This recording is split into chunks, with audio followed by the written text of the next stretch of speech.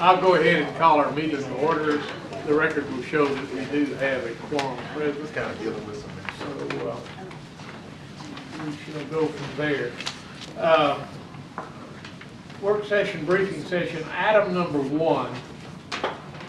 We're going to pull. City Manager, do you want to comment on that? Well, the briefing session item that we were going to have this evening, we're going to pull that right now. We've been dealing with a police issue this afternoon, and Chief Brown is detained with that, so he's not going to be available to do that briefing. Okay, our next order, since everybody's got seated, ready to go, we're going into executive session. Oh, the agenda items, that was. Yeah, pull it out. You're really excited. Down somebody. Okay, we'll call on the city manager. Mayor and Council, on your agenda tonight, on the consent agenda, item 4A, or to consider the minutes for the March 6th City Council meeting. Item 4B is a resolution approving terms and conditions of an amended perpetual parking license agreement with Jonathan Evans. This is, you may recall, in 2017, the City Council approved an agreement with Mr. Evans for on-street parking or the use of city right-of-way for parking spaces along Peach Street. His business is at the corner of Peach Street and Wheatland. And they put 3 parking spaces in. He is now asking for an additional 5 parking spaces on Peach Street, which is far closer to West Vineyard Road. As with the other ones, the parking spaces would have to be built to city standards, and this is a perpetual license agreement. Let me ask you a question. Didn't he build that parking lot? He did build a parking lot in the back as well, which has, it looked like from the plans, about 30 spaces. Why does it need the street parking? I'm assuming that he needs additional spaces for the uses of that building. It is a 2-story building, so I guess based on the uses, he's asking for additional parking spaces. I don't know how many, I don't know what the requirement is though on that. Or Greg, do you know?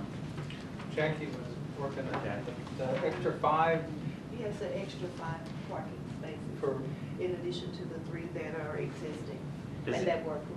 Yeah, but he has the parking lot in the back, so does he still need that additional 5 spaces in addition to that parking lot too? Yes, sir. And 15,000 is what? Help me understand. Sorry. That's the next. Oh, that's the next one. Oh, okay.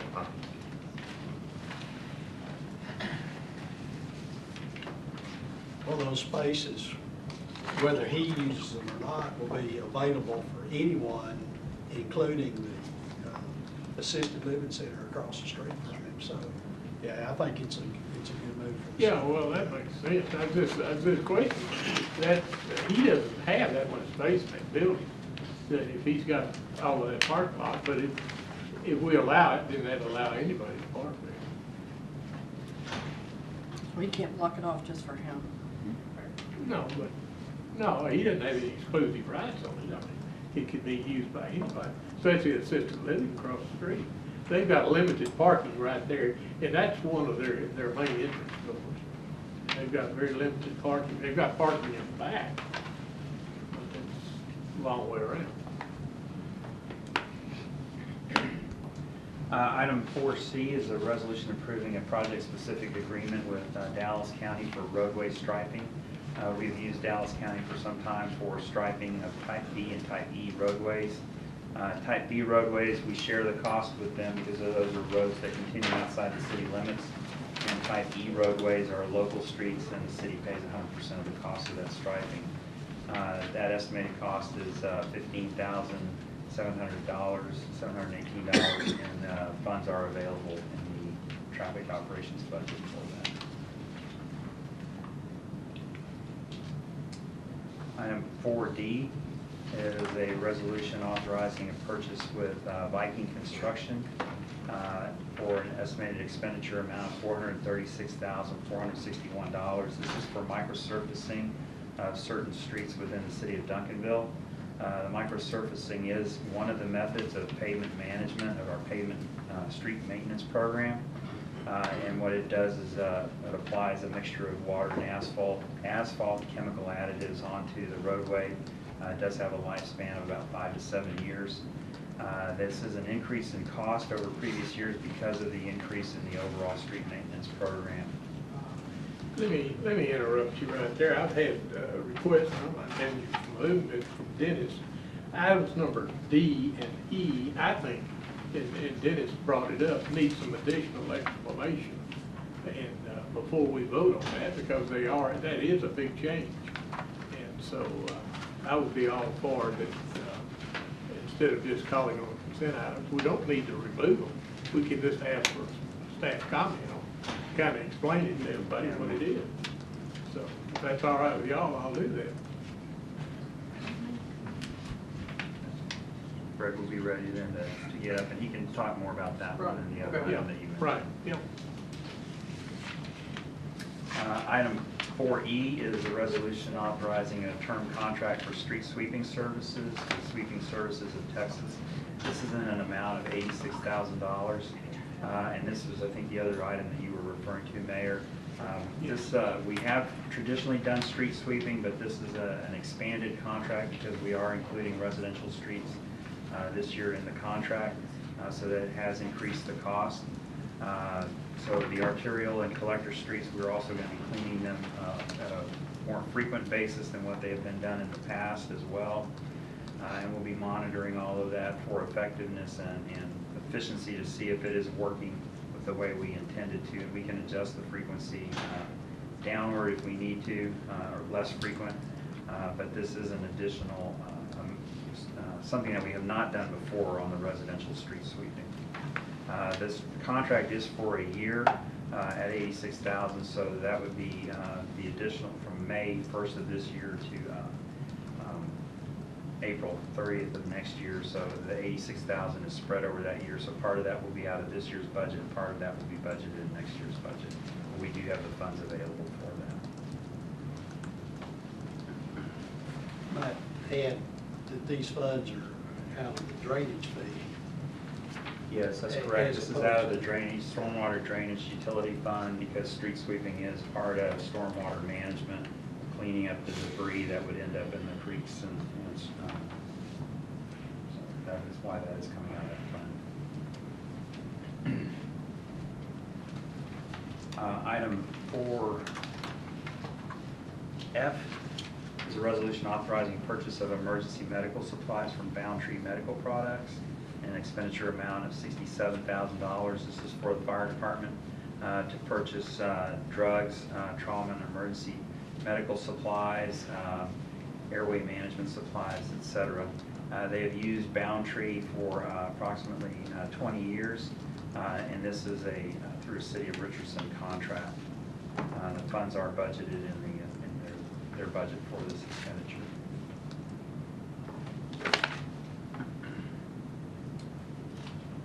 Item 4G is a resolution authorizing an application to the Texas Office of the Governor Criminal Justice Division for a grant for the police department in the amount of $90,000. And this is a grant request to purchase a digital video security system for the police department and the police parking lot as part of their overall security upgrade plan for the police department side. This grant does not require a match, and so if it's awarded to us, there is no cash or in-kind match from the city.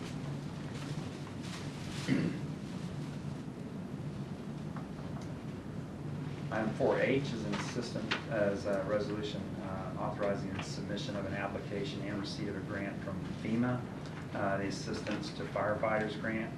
And this is in a total amount of $72,000. This grant does have a 10% cash match. So this, if awarded, then the city would be committed to $6,545.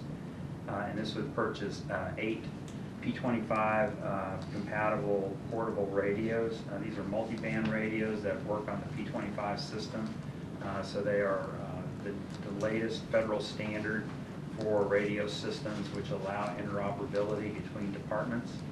Currently our radio system, we can communicate with our best Southwest cities and with Dallas, but if we were working with Ovilla or Red Oak or any of those other departments or any other departments around the area, then we would not have that capability. So with these radios, we would be able to do that and have that capability. So what happens to the old one? Chief, what happens to the old radios that you have? These are the portable radios, correct? These are in addition to what we have, because the radios we currently have are a digital trunking system on the 450 megahertz. And if we wanted to go talk to Midlothian, they're on 700 and 800. You can't talk to So you them. carry two? Well, we'd keep them in the truck. If we ever went and respond with them, then we can pull it out and use it.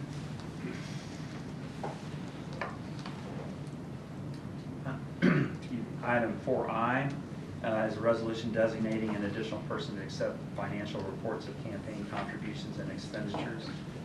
By state law, the city secretary's office performs that duties of the election authority. Currently, since the city secretary retired, Kristen Downs is the acting city secretary, but she's the only one authorized to accept those reports right now. So what we want to do is designate the secretary in the building inspections department as well as a backup to Kristen to accept those reports. And that is? Cynthia Ogan. Why does this say first financial report? Yeah. Because there's three. It's just the first one that's due on that day, and I'm not gonna be here, I'm gonna be at a conference, so they're only gonna accept the first one. Well, we probably ought to take first out then, in case something else happens to you on the other two. And we hope it doesn't happen to you. I don't, yeah, It I thought could. that was a requirement of what worded in the law, but it's to accept financial reports for the interim period. We could add Mayor, Do we want- when you read that, if you'll just note as corrected in work session, we'll make the note. Thank you. That's simple about it. That's all. Those are all of the items on the consent agenda. Item 5A is to consider an ordinance approving a tariff through the annual rate review mechanism for Atmos Energy. You may recall that in the past, council has approved rate filings by Atmos, and the rate review mechanism is a different type of rate review mechanism than what was established by law, which was called the GRIP, or the Gas Reliability Infrastructure Program. But there was an alternative rate review process called the rate review mechanism that was approved by the PUC. So what this is a rate filing that Atmos filed for 2017, and it would take effect the middle of this month in March. And so what it does do is the previous rate review mechanism, the 2017 rates were based on an allowed rate of return on equity to Atmos of 10.5%. This tariff reduces that return on equity to 9.8%, and it also captures the reduction in the federal income tax rates that Atmos will see based on the new tax laws, and so it actually results in a rate reduction to customers. The estimated reduction on residential bills is about $1.68 a month, and on commercial bills is about an average of $5.06 per month decrease. This is a good deal, but brace yourself, because they've got a guaranteed return, what's 9 point something? 9.8%. 9.8%. All of this new infrastructure they're putting in, they're guaranteed a rate. They've been busy around town. They will be filing a new rate request here, I think, in April for the next year. And we will have until October to review that.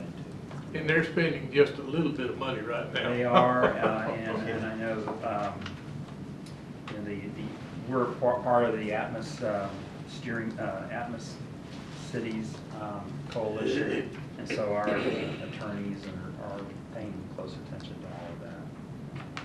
I'm not sure that all of their spending will be allowed to be put into their rate return. We will certainly pay close attention. It'll be audited by Lloyd Gosling, and we always find something that they've budgeted. aggressively. And to the degree that they're able to switch out their normal pipeline replacement, they're trying to adjust their CIP schedule to keep their costs. They won't be able to contain all the costs of fiber replacement they're doing up in Northwest Dallas, but it'll mitigate that to some degree.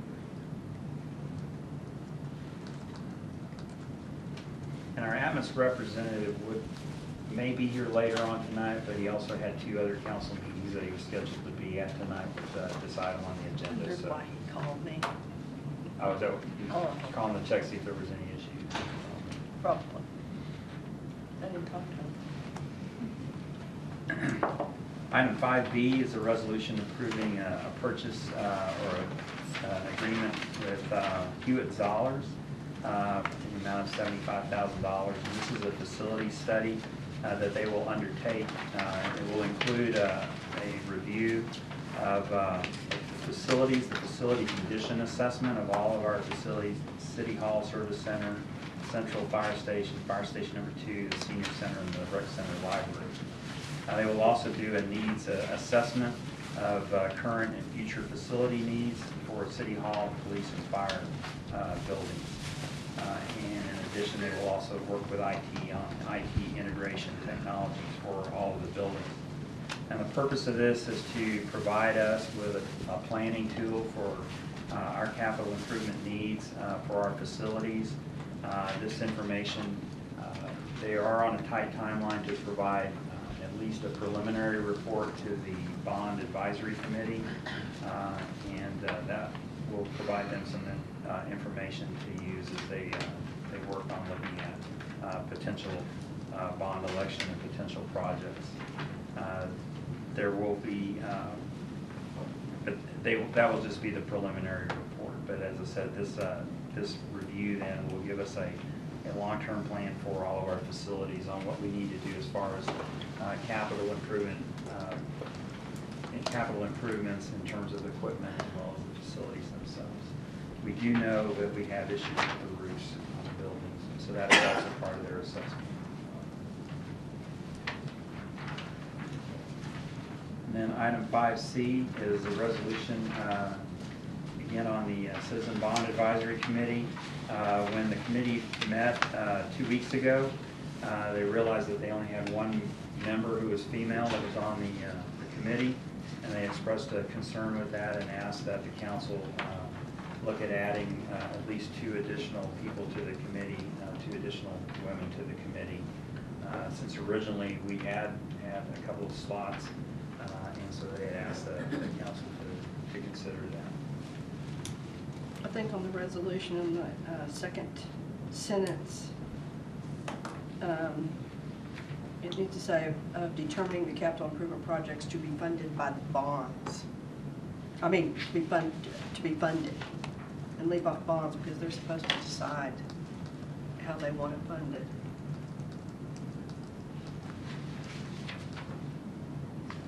Could make that change. Because that's what we told them they were supposed to decide on. Determining the capital improvement projects to be funded.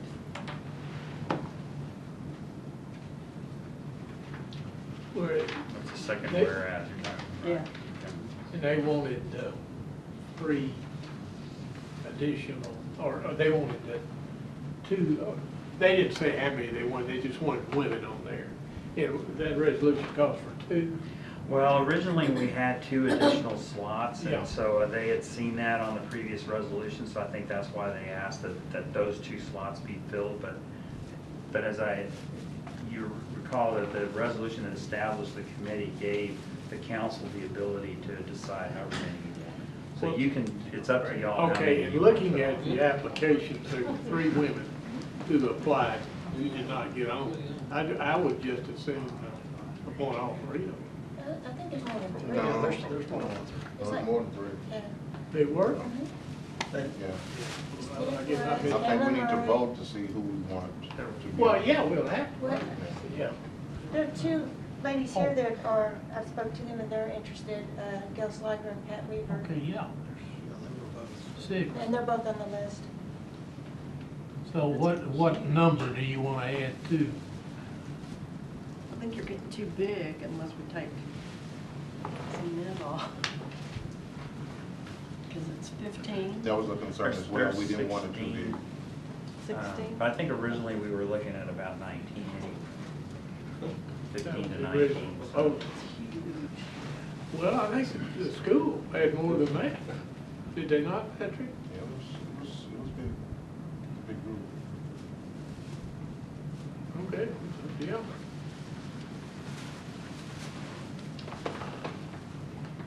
Mayor, if you want to expand it past the two slots you have, technically we need to change, I believe, section 4 of the adoptive ordinance, because it set the number between 15 and 19. So if we went over 19, we would need to amend the resolution to increase the number of members above 19. Yeah. I'm not suggesting you need to do that, but if you wanted to do that, we would Okay. need. That's what he said. If you went to 19, we should have an odd number. You know, But he's talking about 86. well, That would be It's whatever y'all want to do.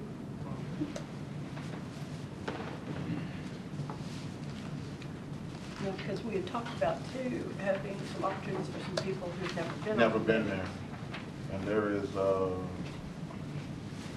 Sharonda Breaker, Tina Torres, fresh faces.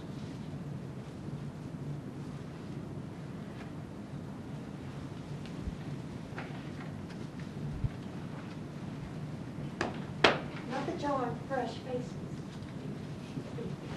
I don't know, is your face fresh, Gail?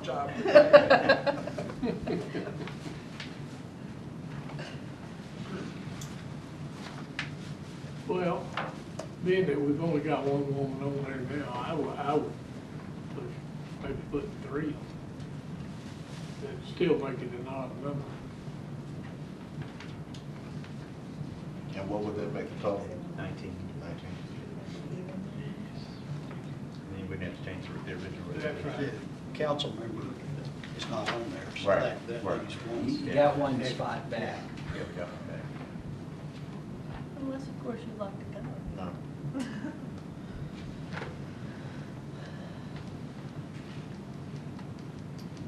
Also, Tina Torres, Sharonda, Sharonda. and I'm looking at Sharonda's application.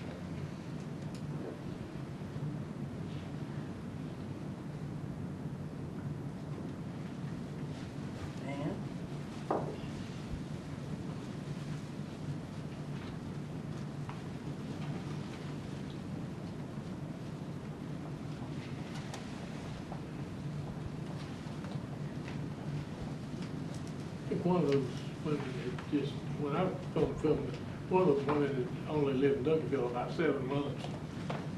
Certainly.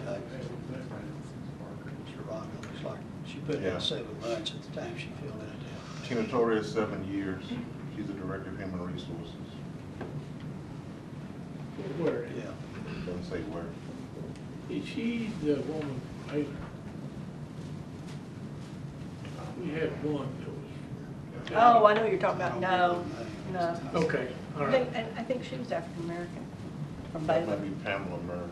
No, No, Pamela Pamela's Murray the has been butterfly on the lady. Keep Duncanville Beautiful Yeah. board for many years.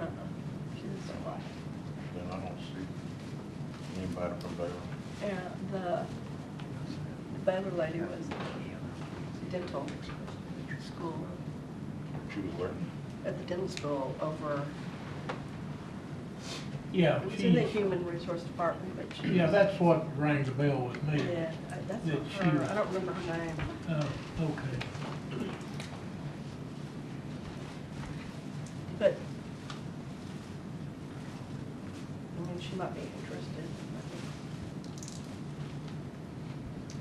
Give some diversity. I like Shonda's, her application, the fact that she's in realty, property already, so she already has that view. And she's a natural extrovert and optimist. That would be an asset. But I also don't want to discount the the experience that I have sitting behind me with Gil Slager and Pat Weaver. I think there's a value to having experienced people on the board. Okay, we'll have nominations moving forward, so, out there, because this is a good item for. So you don't want to get an idea? I mean, we did before, I think it.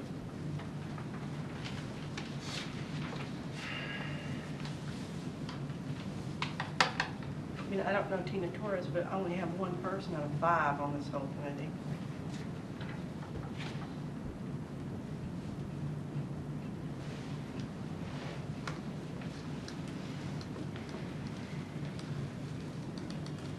Mayor, how many people are on their list that they have to choose from? I'm trying to I figure out. think the there's 6, methodology. Bob, I think I Six just female. counted 6. 6 for 3 spots.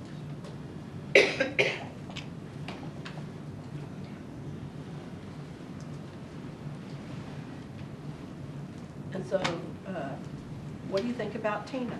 I'd like to nominate Tina Torres. Okay, Tina. Well, you can't nominate them in here, they'll have to be Out there. nominated out there.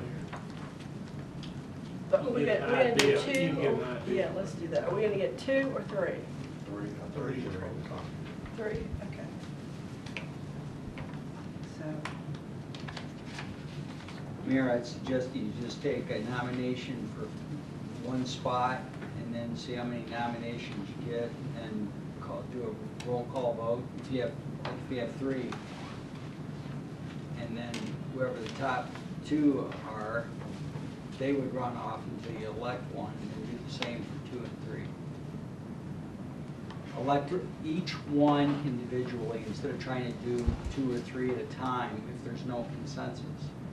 So you've got 3 spots to fill, so spot 1, you've got 6 potential nominees, so then you would open the floor for the nominees. And if you got a nominee, there's 1 nominee. If you get another nominee, you got 2, so now you need to elect between those 2. And if they didn't get elected for the first spot, then they can be renominated for the second spot.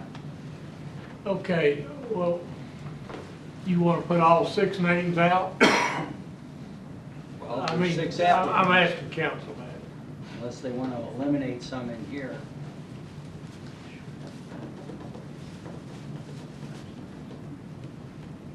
okay, well, we've got Tina that's been nominated. Is there anything? Well, you really should nominate here. You should do You it. can't nominate. Okay, You just whatever, discuss the whatever you name. want to use or There's not. no consensus of who the 3 need to be, then you'll have nominations out there and elect.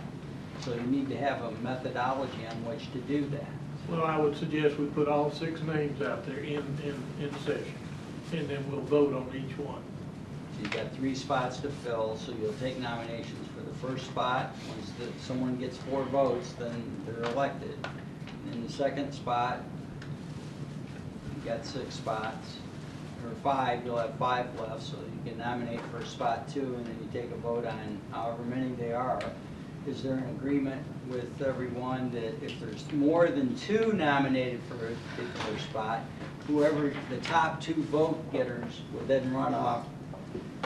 Because you could have 3, and then one get 3 votes, one get 2 votes, another one get 2 votes. You gotta have a way to break the tie off on those. I'm not sure I understand it yet. All right, if you have a position and you nominate 3 people, Right, there could be 3 votes for one person, right? Yeah. And another person could get 2 votes, right. and another person get 2 votes. No one got 4. So someone needs to drop off. So how do you propose to do that? Did we think about names in here? Or you before we could go get out 2 there? people with 3 votes and 1 person with 1 vote, and then the 2 that got 3 would then run off with each other for a spot. You look confused. I don't want you confused because there'll be a mess out there if you don't. I am confused. You have 6 people nominated. Right. You have 3 spots. Right. So spot number 1, you will open the floor for nominations. Okay. Vote on each slot individually. So you're gonna vote on each slot individually. So I assume like Patrick offered a name out there, he'll offer that name for one. If there's not another nomination for spot one, Okay, you're doing it by spots, I Yes. understand that, okay. Okay, So so, if Patrick nominates person A and I'm gonna nominate person B, then whoever gets 4 votes wins.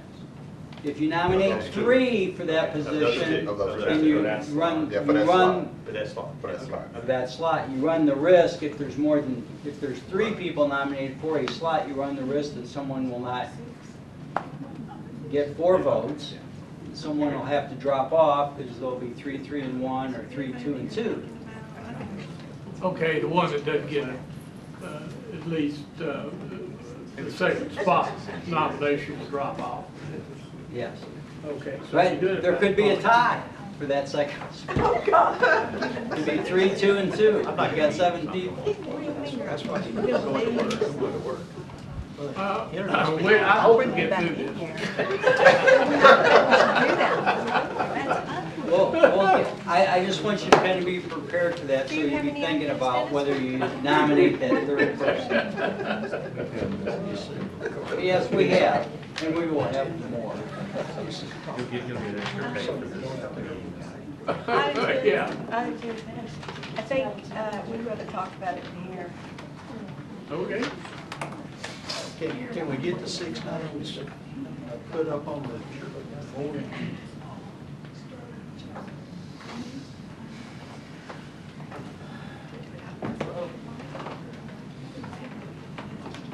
We'll go through a little exercise here, we stuff it down, just to see if We're trying to build some consensus so you What do can. you think this is, tax season? Yeah, and I lost the whole afternoon with no internet. How come? Charter was out all the decisions. That's what you did. You should use AT&T. Not in my neighborhood. Well, we need to help my 401K, Yeah. sir.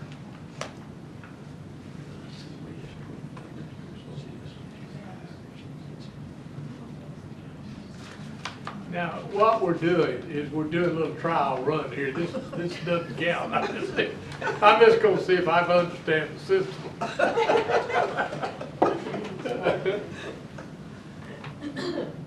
The real sad part is, Mayor, I do understand. That's That's scary. That is good. That's, yeah. Which means I don't have a life. So. Okay, now there are 3 spots available, so the floor will, the chair will open the floor for nomination. Stand. All right, anybody want to make a nomination for spot number 1? One of them, sir, Patrick's already. All right, Patrick, put a check by that. We need another word besides nominate, but. Well, this is not. This is Well, what just a trial. Patrick really said, what I heard him say was he would like to offer the name of someone to nominate that. Tina, so, well, no. I'm gonna nominate Tina because she's filed. Jay. Okay. We're not okay, doing all Jay. right, there we go. I don't care, whatever you want to do. All right, for spot number 1, is there another nomination? I'll nominate Gail Slager. Yeah, Gail Slager. Gail, Gail. Gail, Oh. Just put a check by that. and Pam Murray. So do you think we could get just 3 Pat people, Weaver. consensus of 3? Okay. Pat Weaver. Pat Weaver, should put a check by that. It'll be interesting. Okay. Okay, we got 4, is that enough? And I like Sharonda Barker. I like her. She only had 6, her 7 application. months. I like her application. She only lived here 7 months. I like her application. I like, she's a citizen. She's, I thought we Hey, had, out there, you can nominate whoever you want. yeah, but I thought we had. there We was don't some have a rule. consensus, that's what that means. Okay, all right, there's 5. Okay, we'll start with number 1. How many, if you want Gail Slager? No, we're not gonna do that. Well, the I whole. wanna go through the process. Well, the process would be, you got You go, 2, David. 4, 5 out of 6 that someone likes. So you're gonna have place 1, you're gonna take the nominations for place 1. That's what we're doing, and there's been Well, 5 nominated for place 1. You can't do it back here. You can talk about the process. The point of going through this, if if all of you liked only 3, I'm thinking. then it seems to me that you've reached some consensus that you could make the motion out front to appoint those 3, but you've got 5. Well, we're not, I'm just trying to go through the process. Okay? I'm not, this is play, this is not anything, this, I want this working name through the process. All right. If it were This really- doesn't count. Now, is that against the rule? Well, if you end up doing exactly out there what you did back here, I'd suggest to you that it's more than a play. So, you got 3 spots. Okay, in this I'm spot not number the one one, who's gonna go to jail. so we vote, wait a minute, Bob, we out there will vote on who we want for spot number 1. 1, yes, sir, We'll vote for one name, yes, okay, and that will be recorded. right. So what happens if it's 1 to 1 to 1? No, it No. can't, it won't, because you'll do 1, you'll take the 5 that you all agree are worthy of consideration, will be the 5 that are potentially can be nominated for place 1. So if. I can't even believe you said that. That are worthy? Potentially. You can't say that, they're all worthy. Potentially. Potentially worthy, that's You might not worse. believe they're all worthy. Huh? You may not believe they're all worthy. You believe So they're he would not all vote for worthy? somebody else. You believe they're not all worthy? I don't know any of them except for 2. See, he's not gonna make a comment on that. Only the ones that are My- worthy what we my- talk about. If, when they do each place, if someone nominates someone, then if there's a second, You then don't then they have can to be have a not. second. Well, but that would also then eliminate if you're gonna only have one person who's Well, willing to vote for them. that's right, if, At let's least if you take. got a second, you know there's I'm 2 gonna, people. I'm gonna draw you an example, hypothetical question. If we went out there and Patrick just happened to nominate me, okay, because I'm not on the list, and no one else nominated anyone for that place, you would call for the nominations, he makes the nomination, and you say, are there any other nominations for place 1? If there isn't any, then you close the nominations, and then you all vote on place 1.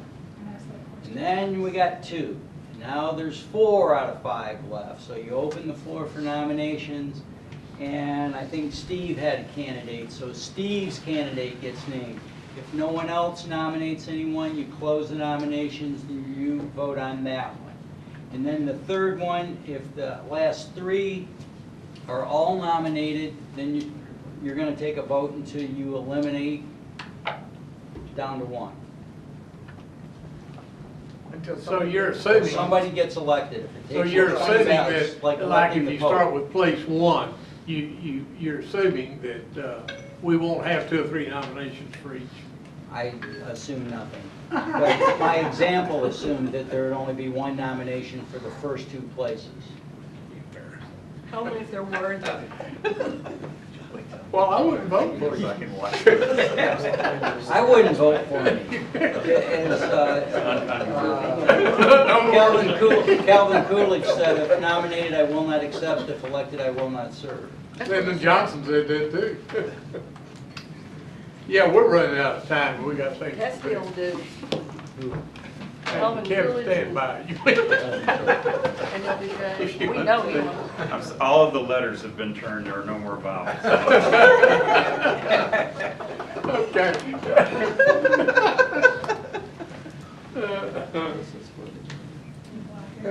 Common people separated by a common language. That was Ross Burns. Executive session.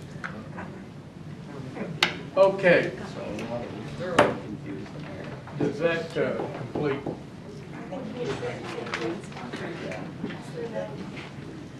That was the last time. Okay, at this time, it is now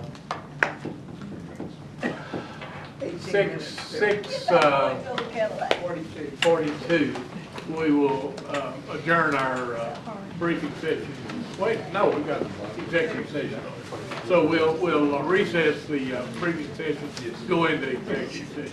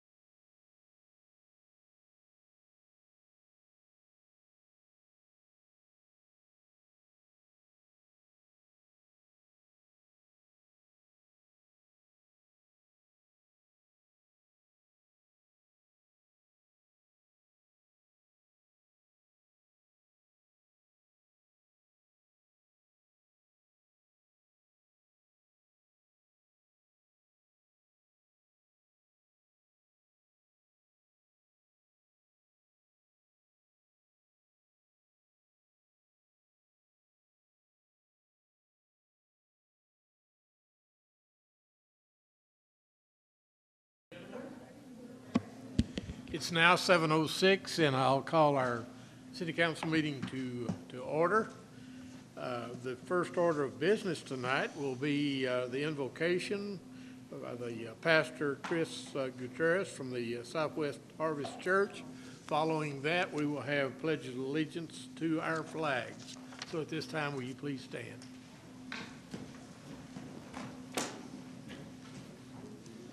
Thank you, Mayor Green, Council, for your invitation. Let's bow our heads. Father, we thank you for life today. Thank you for being so good to us and being so gracious, Father. Thank you for your mercy upon our lives, Lord. Father, we thank you for the privilege that we get, Lord, for living and being able to serve the city of Duncanville, Father. I ask that you would protect and cover all the men and women that serve in our law enforcement and fire departments. Lord, I thank you for Mayor Green and all the city officials here in this council. And today, Lord, we're asking, Father, that you would give them wisdom to govern well.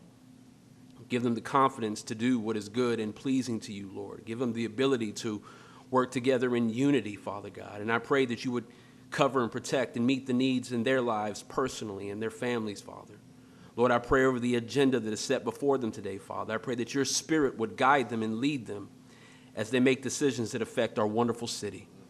Father, we thank you for this night, Father God, and we commit this night to you, Lord. In the name of Jesus, we pray. Amen. Amen. Amen. I pledge the allegiance to the flag of the United States of America and to the republic for which it stands, one nation, under God, indivisible, with liberty and justice for all. Honor the Texas flag.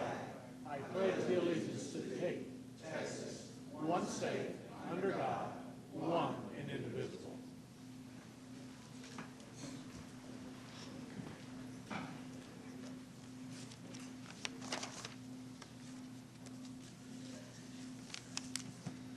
Under the mayor's report tonight, I do want to report one thing.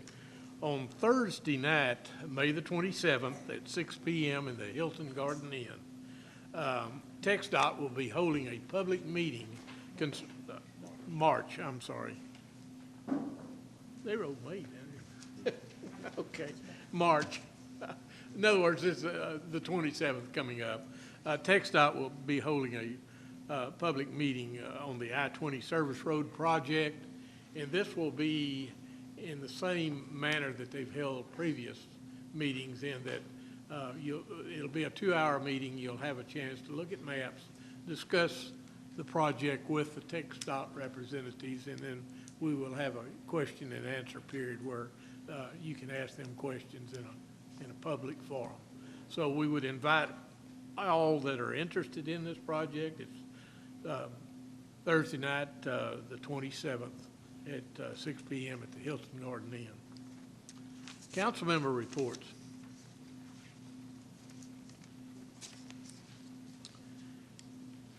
Seeing none, we'll dispense with that, and we'll go directly to item number 1C, which is the city manager's report. Or are you going to have the, oh, no, he's not here. Okay, no report there. We have 2 proclamations tonight, and I'm excited. I'm going to present one, and then our Mayor Pro Tem is going to present the other one. So at this time, I'd ask Paula Lee to please come forward.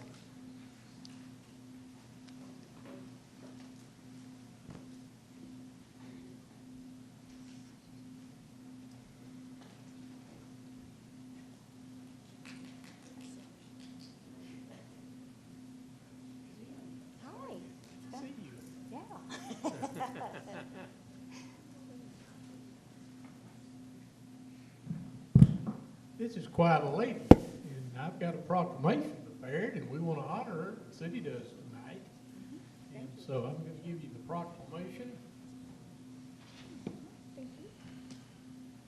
The proclamation reads, whereas Paula D. Lee is a longtime resident of the city of Duncanville, and whereas Paula has a great love for her family, her community, devoting much of the time sharing her styling skills with many Duncanville citizens and city employees, and whereas Paula has received the honors of being named 2009 Miss Classic Duncanville, 2010 Miss Senior America, 2013 Honorary Senior America Champion, And then in 2017, Miss Texas Senior USA America. And where Paula will travel to Las Vegas, Nevada on June the 12th to compete in the 2018 National Senior American Competition representing the city of Duncanville. Now therefore, I, David L. Green, Mayor of the city of Duncanville, Texas, do hereby urge all citizens to join me in congratulating and cheering on Paula D. Lee on her many achievements and success as Miss Texas Senior America. Congratulations.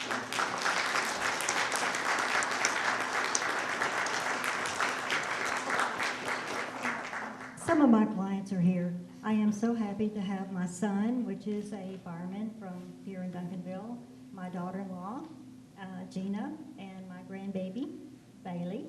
And I've been doing hairstyling for 30 years in this town, and I've had lots of friends and lots of people and to thank for being here and giving me support. We champion healthy aging, wellness, and mental well-being. Of course, some of them might think about the well-being part, but anyway, I'm going to compete in Las Vegas, and we are going to, we're judged on interviews, philosophy of life, gowns, and talent. And thank God we don't have to do the bathing suit. Because what used to be up here is not there anymore. But I want to thank you, and I appreciate the city doing this for me. All right, thank you. Thank you so much. We're looking forward to you in Las Vegas, and we want you to bring home the crown back to Duncanville. Yes. Thank you.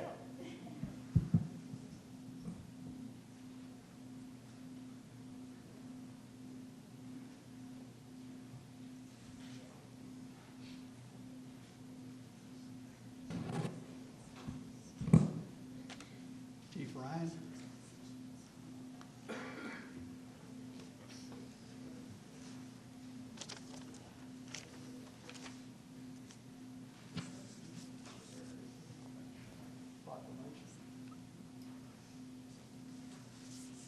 Chief Ryan's going to accept this proclamation on Poison Prevention Week. Whereas our society has become increasingly dependent on household chemicals to perform labor-saving, time-saving miracles, and on medicine to provide health-giving, life-sustaining benefits. And whereas these products, when not used as intended or directed, may be hazardous, particularly if children gain access to them. And whereas over the past 55 years, the nation has been observing Poison Prevention Week to call attention to these hazards and how proper handling and disposal of these substances and proper use of safety packaging can eliminate them. And whereas the efforts of our community organizations, complemented by the efforts of the North Texas Poison Center, have reduced childhood poisonings in Duncanville, and whereas the North Texas Poison Center, a regional poison center located at Parkland Health and Hospital Systems, provides the ultimate in human service programming, immediate, accessible emergency information to save lives of victims of poison-related emergencies, and whereas these programs must continue as long as even one child swallows a household product or medicine by mistake. Now therefore, David L. Green, Mayor of the City of Duncanville, does hereby proclaim March 18th through 24, 2018 as Poison Prevention Week in the City of Duncanville. Further, he directs appropriate agencies in our local government to continue their cooperation with concerned citizens and community organizations, including our schools, to develop programs which will alert our people to the continuing dangers of misusing medicines and household products, and to promote effective safeguards against accidental poisoning among young children.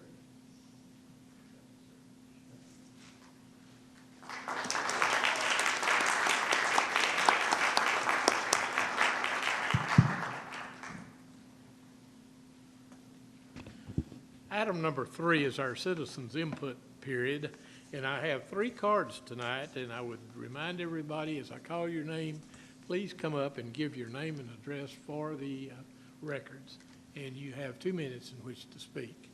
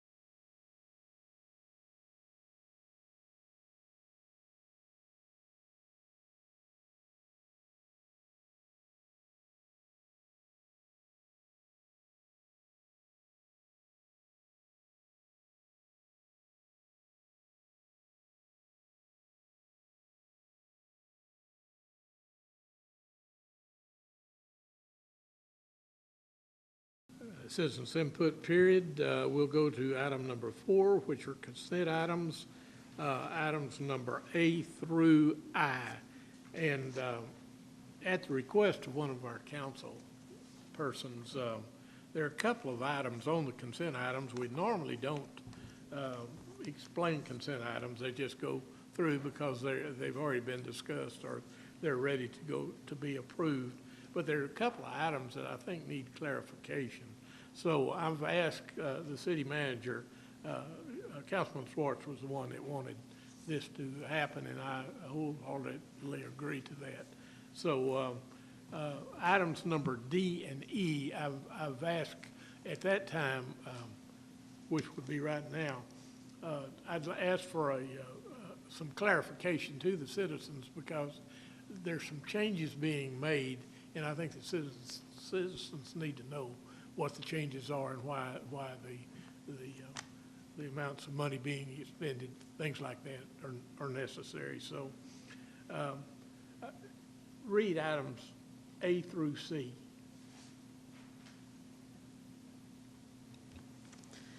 Item 4A, consider the minutes for the March 6, 2018 City Council regular meeting. 4B, consider a resolution approving the terms and conditions of an amended perpetual parking license agreement with Jonathan Evans, DBA Legacy Homes, LLC, for use of city right-of-way for parking at 242 West Wheatland Road. 4C, consider a resolution approving the terms and conditions of a project-specific agreement for roadway striping for Type B and Type E roadway with Dallas County pursuant to the Dallas County Master Road and Bridge Interlocal Maintenance Agreement in an amount not to exceed $15,718.50. Now read item D. 4D, consider a resolution authorizing purchase number 1765 pavement treatment services from Viking Construction, Inc. through City of Grand Prairie contract number 17041 with an estimated expenditure amount of $436,461.58. Greg is our director of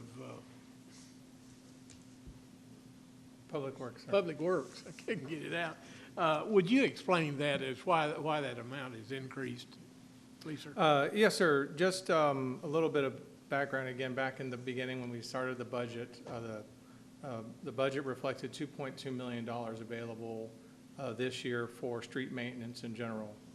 On 30 January, during our working group, I laid out sort of what the city's recommendation in terms of what we would do, different pavement treatments based on a prescription that was provided by ViewWorks in order to address or to enhance the lifespan of our streets.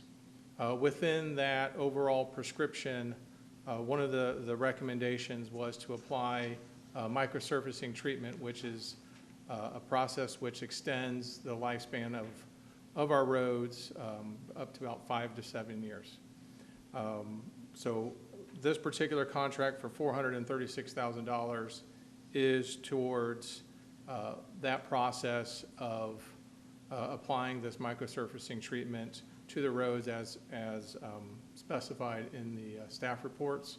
The reason why it's exceptionally large is this is only the second year of where we've had significant additions to the street maintenance budget, where we could actually go and address some of these maintenance issues that have been deferred. Subject to your questions on that. Okay, I think that's a good explanation. It's something new that we're doing, and it's in the overall street maintenance plan. Yeah, yes, It's sir. new. This It's been amongst added in there. yes, sir. So within the main treatments that we look at in general is crack sealing, which is the first phase, or that's what we try to do first. Once they graduate in terms of degradation, the next thing we do to extend the life of these microsurfacing treatments.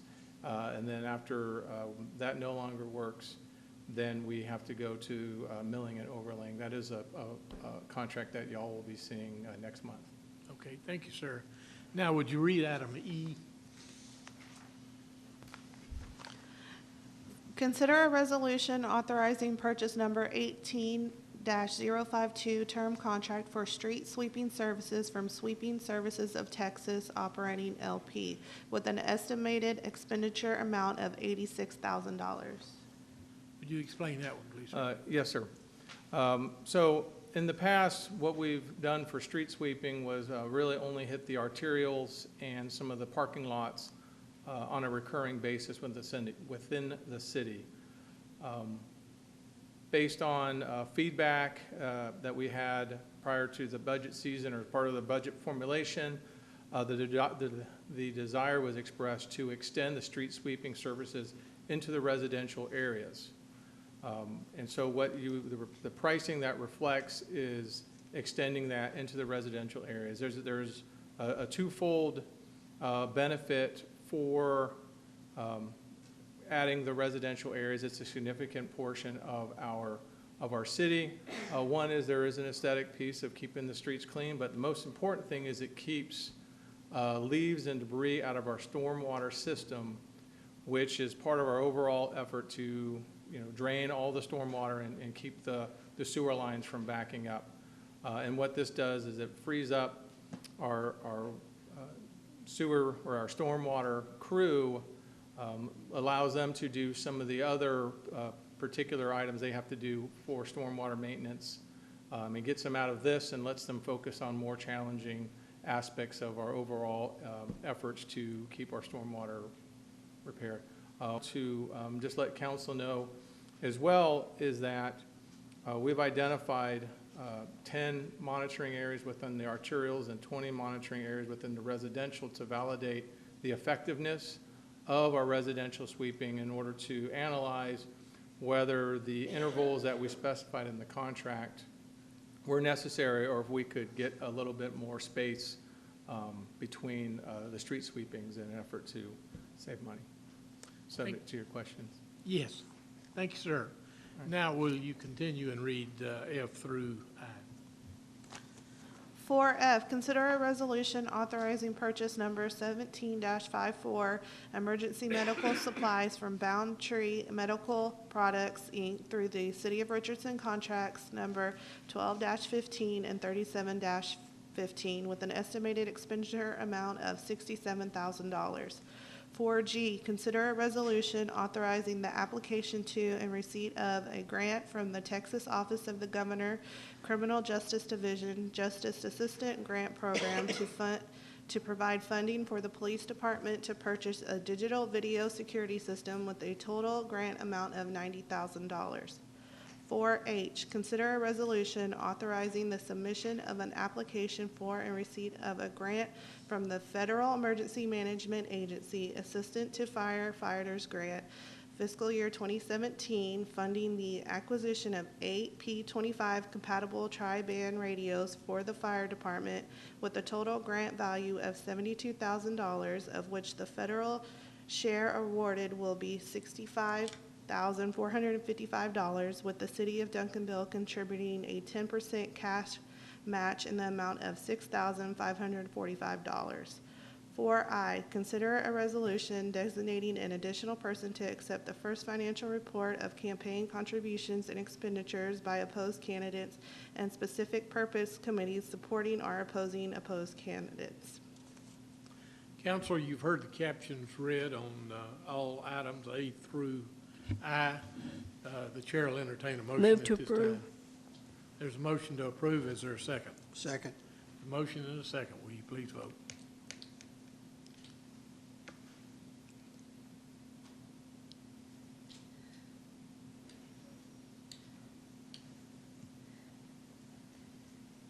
Did we? I never did see it come up. They showed up, okay. Item number 5 are our items for individual consideration. Item number 5A is to consider an ordinance approving a tariff authorizing an annual rate review mechanism, RRM, as a substitution for the annual interim rate adjustment process defined by Section 104.301 of the Texas Utility Code and as negotiated between Atmos Energy Corporation, Mid-Tex Division, Atmos Midtex, our company, and the steering committee of cities served by Atmos, requiring the company to reimburse cities reasonable rate-making expenses, adopting a savings clause determining that this ordinance was passed in accordance with the requirements of the Open Meetings Act, declaring an effective date and requiring delivery of this ordinance to the company and legal counsel for the steering committee. Thank you, Mayor and Council. Richard Summerlin, Finance Director. City of Duncanville is a member of the Atmos Steering Committee, and it was through the steering committee that this rate review mechanism has been recommended. And City Manager Kevin Hugman pointed it out in the briefing session, and I'll go over that again real briefly. The primary things is that in this RRM tariff, we're able to reduce the return on equity that Atmos has embedded from 10.5% to 9.8%. And it also captures the reduction in the federal income tax rate, which was lowered from 35% to 21%, and also captures the rate-making cost, which Geoffrey Gay is the attorney for Lloyd Goslick for the steering committee, and so part of this would be reimbursement of his fees in negotiating this RRM process. And I believe Al Hernandez from Atmos is here that could also answer questions if there are any. Okay, thank you. The chair will entertain a motion concerning this. Well, let's get the motion on the floor and then we'll allow him.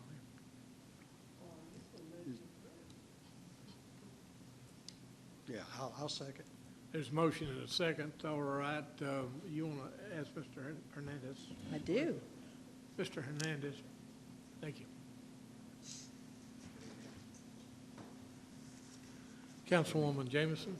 Yes, we heard in there, and we'd like to know, maybe you don't know, but how much residential and commercial customers will get back on their bills? You know, that's all depending on that particular customer's bills.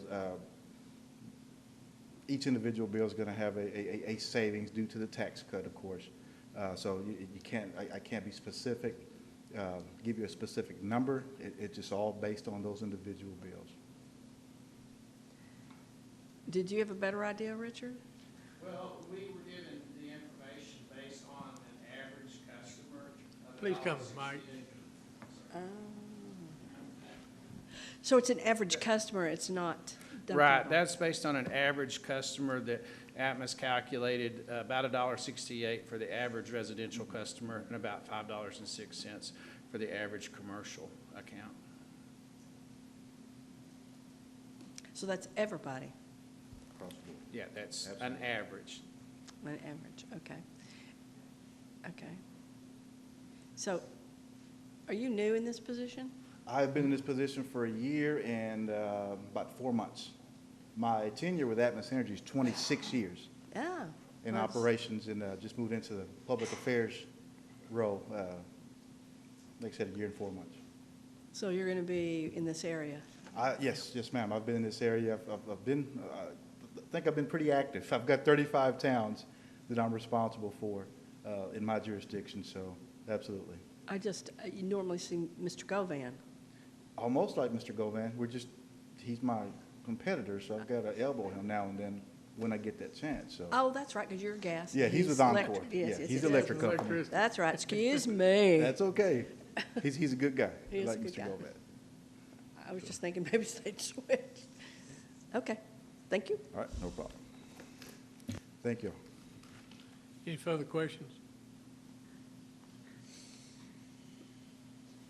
You want to cut the light off? Seeing no further questions, and we have a motion on the floor, so will you please vote? Okay, thank you very much.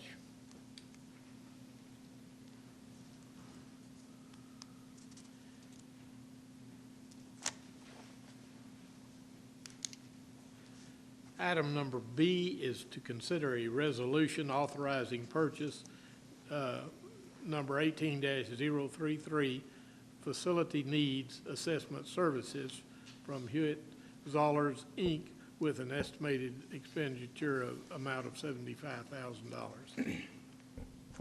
Thank you, Mayor. Bart Stevenson, Director of Parks and Recreation.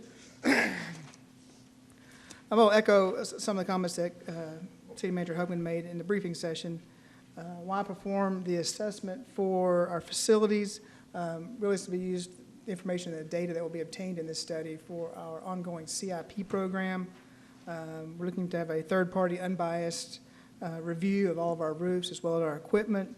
In addition, we'll be studying our space efficiencies, utilization, and then looking at our future needs. And then we'll provide all of this information to the Citizen Bond Advisory Commission for their process over the next couple of months as well. And as you recall, we have $75,000 approved in the fiscal year 18 Innovation Fund. The selection process we went through for selecting Hewitt Zollers is that we worked with our purchasing department to put out a statement of qualifications for local firms who would be interested in this project. We had 14 respondents.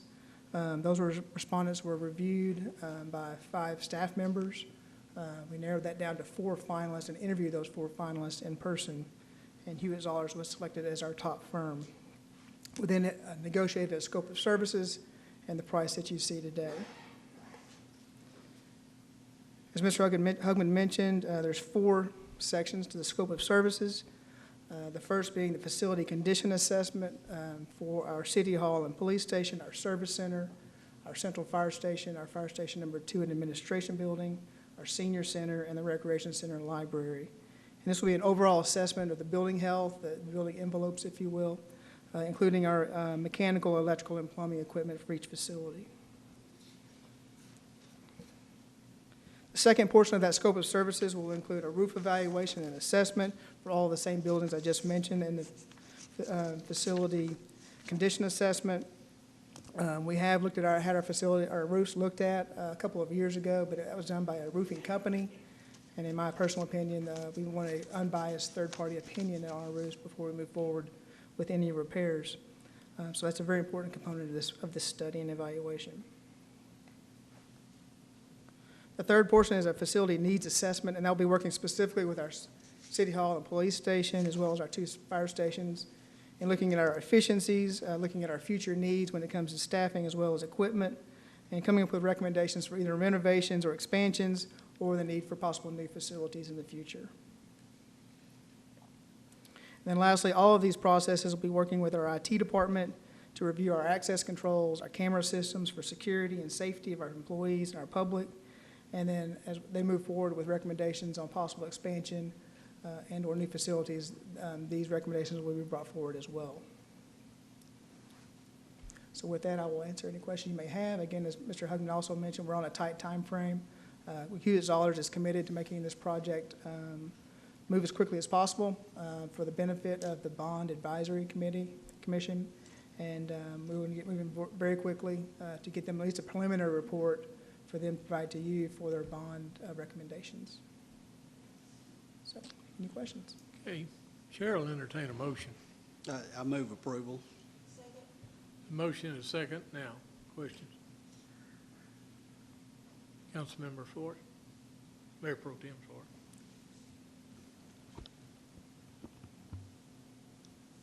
Bart, as you know, I had a few concerns about some of the exclusions in the contract, and you have gotten answers, and so I just want to ask you out here, you're comfortable, and you got them in writing, that these exclusions won't apply to the project that we're asking to be done here? Yes, sir. The exclusion he's referring to is the removing of the ceiling tiles and access to our roofs. The Hewitt Zollers does not want to be responsible for removing those tiles themselves. So our staff will remove those tiles for them and provide them access to all of our roofs. They will be getting on top of our roofs to review all of the equipment that's above, and it's not just a ground level inspection. That's very important for having accurate information. So yes, we do have that in writing from Hewitt Zollers that they'll be doing those things. Good. Well, one other question, and more curiosity, is we're awarding this for the $75,000, but the ADA compliance report is an additional $9,000. Was there any consideration given to going ahead and doing the ADA while they're here? We have it as a number. We have not talked about it moving forward with that. We didn't have the budget at this time. As we move forward in the project and we see that becomes an ongoing issue that keeps coming up in the facility assessments, then I think maybe we see if we can find the monies to add that to the project. A lot of those things that you can see very easily. We've done a lot of those improvements over the last couple of years ourselves. I'm aware of that, yeah. So I'm proud of the efforts we've made when it comes to ADA, but if that becomes an ongoing issue, then we'll look at, see if we can find the money to add that. Okay. Councilwoman Jameson? Is the ADA so expensive? The assessment? Oh. I would assume that they bring in a specialist to do those things, just as when we complete any major projects within the city, we have to bring in an ADA specialist to review our projects, specifically in public works. That is a professional cost that you have to pay. And so it's not, I believe that's a customer charge. I don't think that's out of line at all.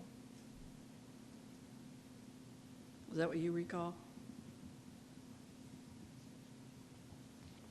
Well, the $9,000 to me doesn't seem that expensive in the number of buildings that we're looking at. I thought you said 90. No, Nine. I know it's not. Oh, my gosh. 90, I would why? agree with you, we have an issue. Oh. That's why I'm wondering why, 9,000. you know, we Yeah. didn't I just thought you go ahead said and 90. put it. Okay. I thought, why?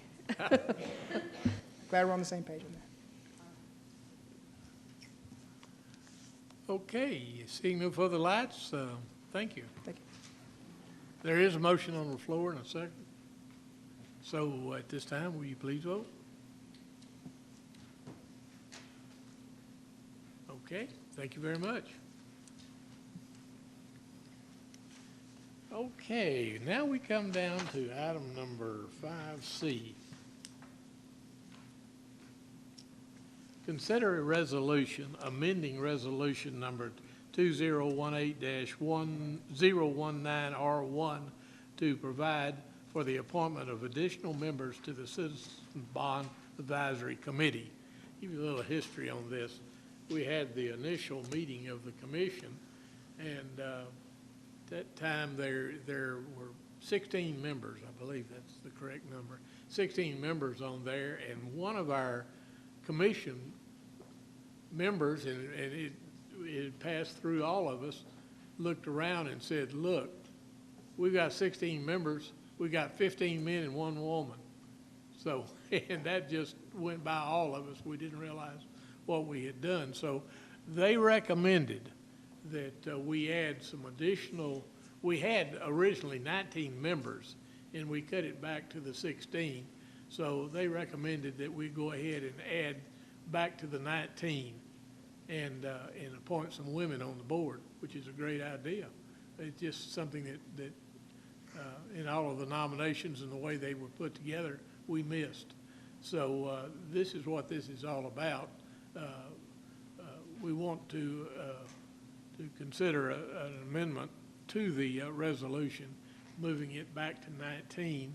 And so that's part of what we're doing tonight. The other thing is we've had 6 women that applied, but were not appointed. We had a lot of people wanting to serve on this particular board or committee. So we want to add 3 women tonight by amending the resolution. And since we had 6, we want to consider all 6 of the applicants. And the city attorney has laid out a way for us to do this. I think it's supposed to be the easiest way to do it, but I'm not right sure yet on all of the strategy. But so what we're going to do is we're going to take the 3 spots. We're going to go for spot number 1, and there's six applicants. We will call for nominations for spot number 1, and when we close the nominations for that, then we will vote, and the top place vote getter will be the applicant or the new member for that particular spot. So at this time, and I hope I don't do this wrong. This time, we're going to open nominations for spot number 1. Mayor, I nominate Tina Torres for spot number 1. Okay, Tina Torres. Are there further nominations? Go ahead. Mayor, I nominate Gail Slager. Okay, anybody else For spot number 1? for spot number 1? You have 2 names. Seeing none, Chair will entertain a motion to close the nominations. Move to close. Second. Okay, we have 2 names. Okay, the way we'll do this now is we will take the first name. If you want that person, you'll vote for that person. And then we will take the second name, and the one that gets the most votes will be the... Mayor, I think you could just call on council members and ask them to vote for one or the other, and then you'd probably save yourself some time. It accomplishes Okay. the same way. All And- right. Tina Torres will be the first name, that was first name nominated. So all in favor of Tina Torres, please vote.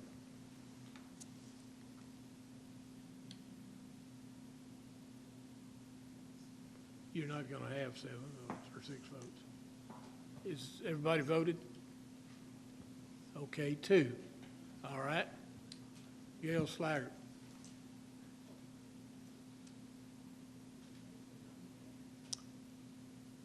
Okay, Gail Slaggert will fill slot number 1. Okay, and just because someone doesn't get elected, they're still in the mix to be nominated. Yes, now we've got 5 names. We'll vote for slot number 2. Nominations We need to for get all slot the lights 2. cut off. The nominations. I nominate Pat Weaver. Okay, Pat Weaver.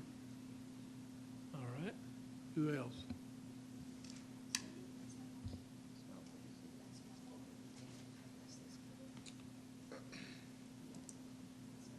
Is there another nomination?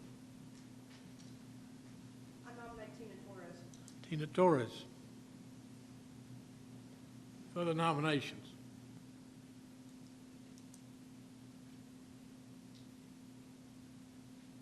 Okay, the chair will entertain a motion to close the nominations. Second. There's a motion and a second to close. Will you please vote? Yeah, well, to close the nominations. Okay, so which one are we doing first? Yeah, that was moving close. We had a majority. Okay, first one was what? Pat Weaver. All in favor of Pat Weaver? Okay, 3. Okay, all in favor of Tina Torres? Got 3. Okay. Now, what was your suggestion to break the tie? Well, you could either vote again, or you could draw lots, or you can flip a coin, or Don't give me too all of many which options. have been recognized in case law to be appropriate. Draw names out of a hat. So Well, we'll take a second vote, see if anybody wants to change their vote. Pat Weaver? Okay. Tina Torres? Okay. That tells me we've got a deadlock. So. Huh?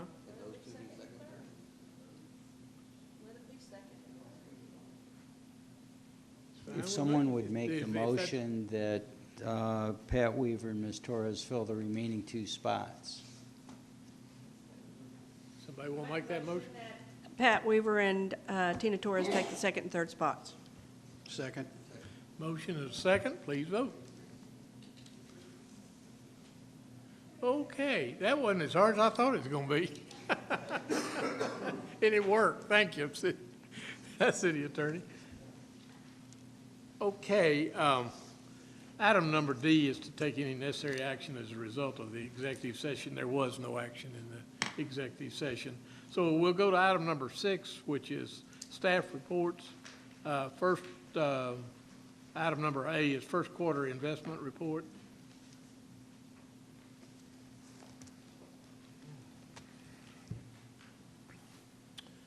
Thank you, Mayor, Council. Richard Summerlin, Finance Director. And our investment report for the quarter ended December 31st. We began the quarter with $24.3 million in our investments, and we had new investments that came in because we were collecting property taxes of $10 million, and then we also had maturities of investments of $6 million, and so that left us with a balance at the end of December of $28.3 million.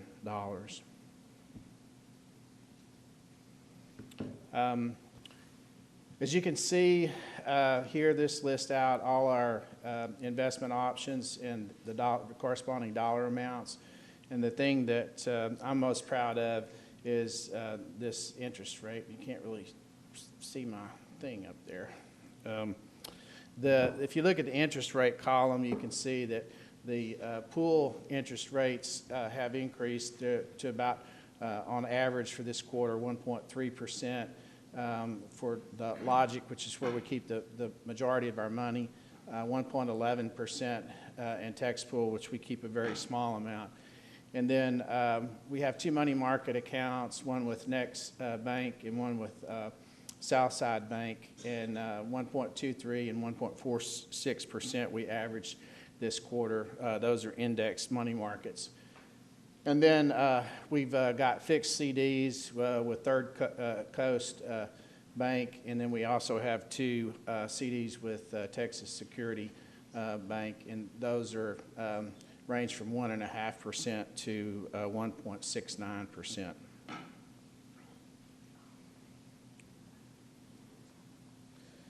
If we look at our investments by maturity, you can see that the majority of our funds, being in the pools and the money markets, are available to us immediately. Some of the under 30 days category, that takes care of $22 million, so we stay very liquid and have money available at all times. With our 180 days to 1 year, we have $3 million invested in that maturity slot, and then out to 1 to 2 years, we have another $3 million. If you look at our investments by type, of course, approximately half of our money, 50% of our investments are in money markets, 29% in the pool, and then 21% in CDs. This is my most favorite slide. The blue line on the graph at the top is the city average yield for the previous quarter plus this past quarter. And what I benchmarked that against is the green line underneath is the Logic yield, and then the purple line is the Tex Pool yield, and then the red line is the 90-day T-bill rate. And so you can see that our investment yield was just slightly higher than all of those. With that, I'll take any questions.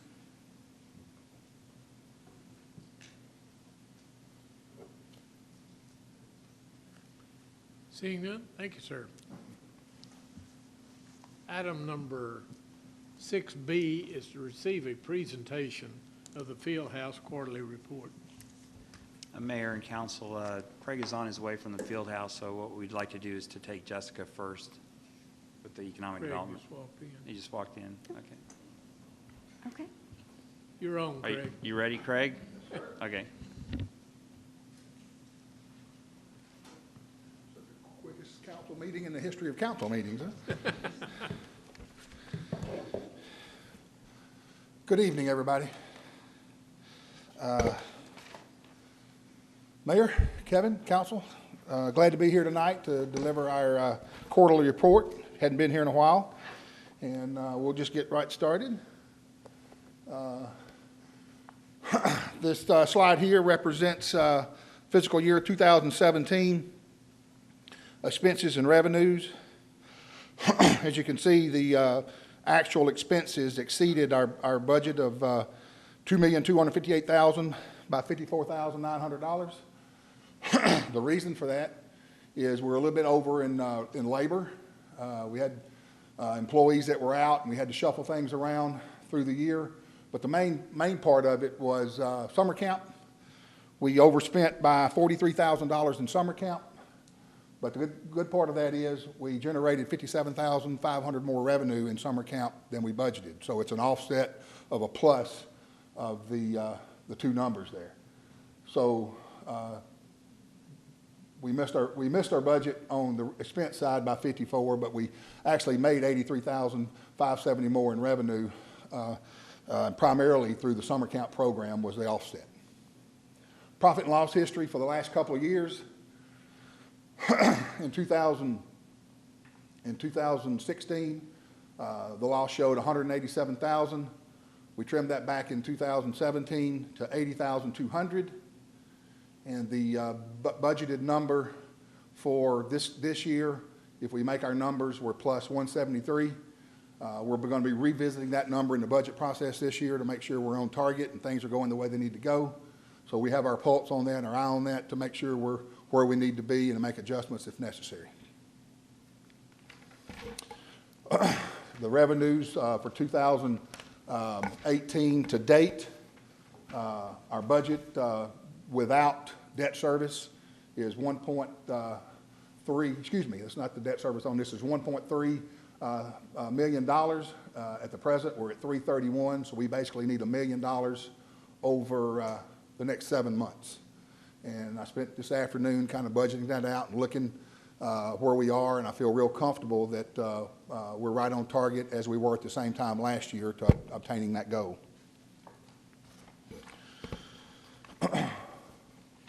2018 expenditures. This is 1.19. Right now we're at right at 400,000. Does not include the debt service. This is just operations and maintenance. Again, we feel like we're right on target in comparison to where we were last year and now. And looking at what we got in front of us, we feel real comfortable about being right on that number at the end of September.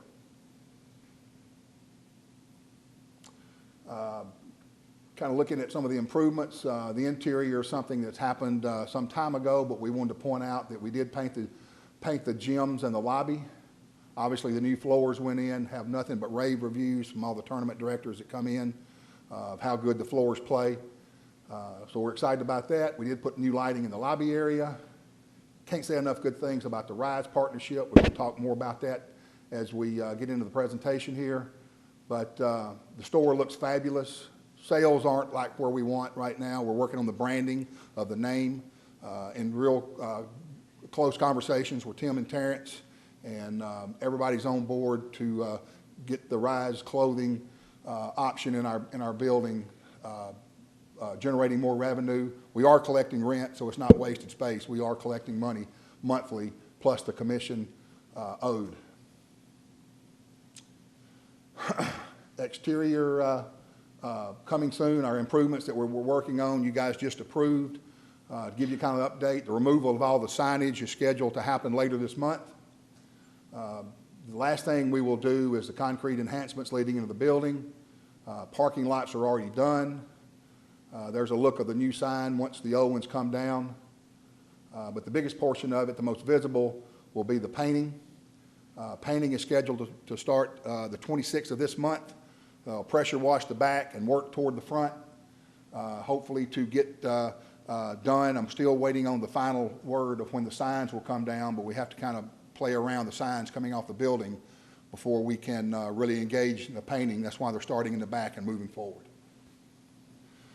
At this time, I'd like to introduce, as you all know from the Pros Consulting study, that it was recommended that we hire 3 new employees.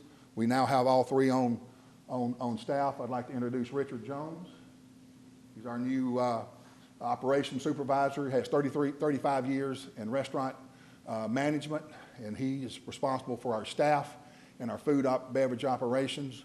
You'll see more about that going in, but Richard has come in and taken the bull by the horns and done extremely well in the short 3 months that he's been with us. Our next guy, Alex Hamby, right here, Alex. Marketing, he had to tone my presentation down a little bit. We had it looking like a marketing deal, so we had to trim him back, but he's doing a great job also, and he's got 18 plus years in design and marketing experience. His job is to generate brand awareness through in-person and online marketing. He's also working with RISE and some of our other programs in unison with what we're doing. Has a lot of irons in the fire and get things done. Philip Davis. Well, he's here somewhere, supposed to be. Anyway, Philip may be coming in. We were just at the field house. We got hung up. But Philip is our maintenance technician, has 10 years experience, very knowledgeable, great work ethic, and he's the right guy for the job to get that facility back from all the little things that hadn't been done over the years. So Philip and I are working real close together to get the facility where it needs to be. Our sponsorships, this is basically done over the last year. Hopefully, with Alex on board, this number will grow, but it represents the sponsors that we have in the left column, the term that they signed at the end of their term, which all of them are 3 years with the exception of Coke, and it was a one-time sponsorship. It's generating about $171,500 over a 3-year period. We hope to grow that. We will grow that. They're sponsors that are showing interest every day, and I believe it'll only get better when Bob Knight comes down, new signs go up, new painting, the facility, all the things that we're doing draws awareness to the building, and it just makes it easier for us to go out and develop these relationships. Again, we talked about the RISE deal. They're paying us $6,000 a month to lease the space.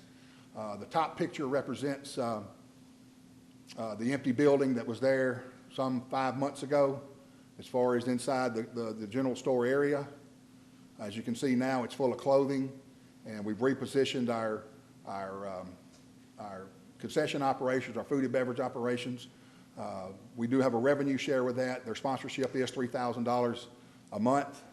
I'd like to point out also that I've challenged Richard to try to figure out how to put some hot food items for when the cafe's not open.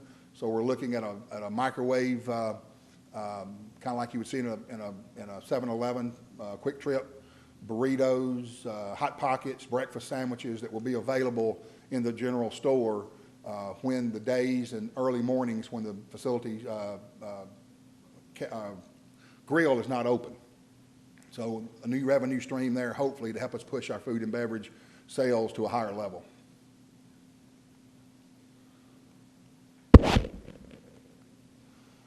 Beverage rebate program, very proud of this. We signed the agreement about 1 year ago tomorrow. Our annual rebate, we budgeted 2,500 cases. We actually sold just under that. We have received a check for $18,636, and I think it was in February. Couple that with a $15,000 one-time sponsorship. To date, Coke has paid us $33,636. Obviously, the one-time sponsorship goes away, but the annual rebates will come in every year in the month of February moving forward for the next 4 years. Talk about our food and beverage operation. Here again, this is Alex's talents of making a presentation a lot nicer and more appealing. As you'll notice, there's coming soon on the top of the bottom left there. Those are the burgers that we're trying to implement into the menu, as well as a salad bar. Richard's got everything lined out. We're hoping to get that up and running in the month of April. So we're working on that right now to get all the equipment and get everything set that we can start in our busiest month of the year, our second busiest month of the year, that we're hitting on all cylinders as far as our food and beverage operation in the grill as well as in the general store. Top left, you'll notice Kona Ice, Cookie Jar, Dickey's Barbecue, and Subway. 4 vendors, local vendors here in the Duncanville area. Cajona Ice being the only one, but they're a vendor with the city that is pretty relevant in other activities with the city, and we're glad to have them at the field house. They're one of the best ones out of the bunch that on the hot summer days will do extremely well as part of our operation.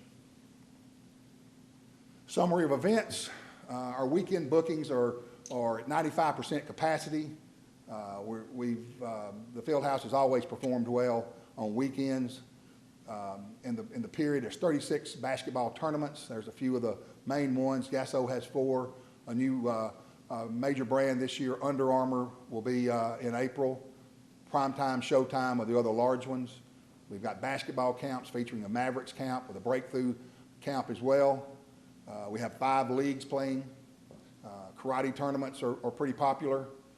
Volleyball is something we're trying to work on, but right now there's only 2 tournaments.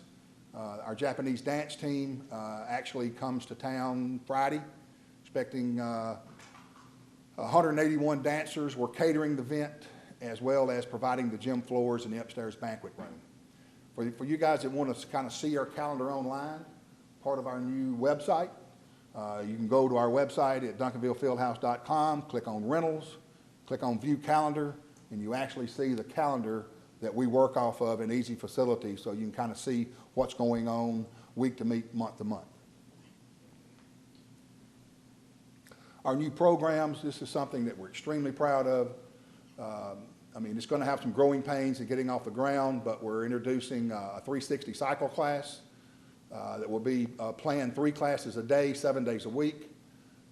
They have an additional sponsorship. If you remember, 360 Volleyball Performance sponsored the Blue Gym.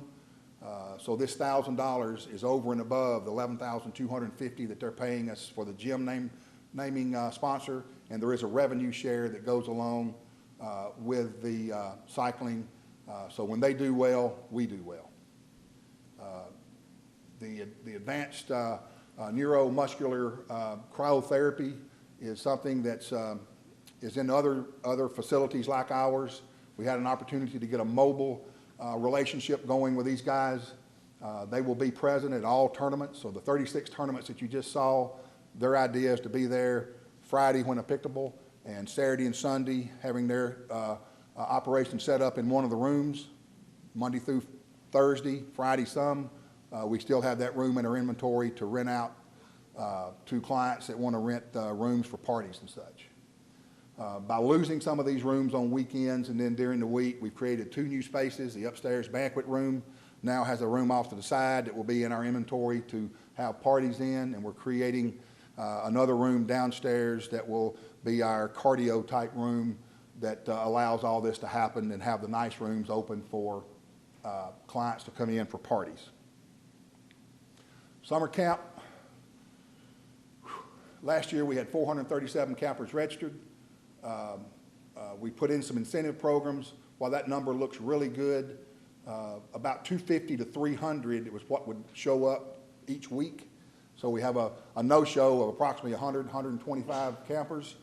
We tried to put in some incentives to pay early or have a book reading program that will enhance kids to come and get T-shirts or free coupons from local vendors to be present, pay early. There's all incentives built in to help us get to our number quicker and hopefully have more kids showing up weekly. After school program, this is it's really hard to do. We feel like we've done a good job. Kelly Williams is amazing. She brings a lot to the table, her organization and her love for kids. Right now we have 42 kids registered in our summer camp after school program. And we really don't want much more than that. 42 to 50 is a number that we can handle and feel like we can get the kids safely.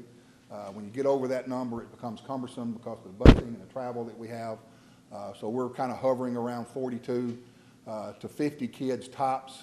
And we feel like this is, while it's profitable for us, but it also feels a great need in the community to offer affordable care for their kids right after school. And the program has grown over the last 2 years, and hopefully we're going to maintain that number. New to that program, however, we're going to, for the first time, try to promote the summer camp program as part of the after-school program, vice versa. We're going to promote the after-school program as part of summer camp.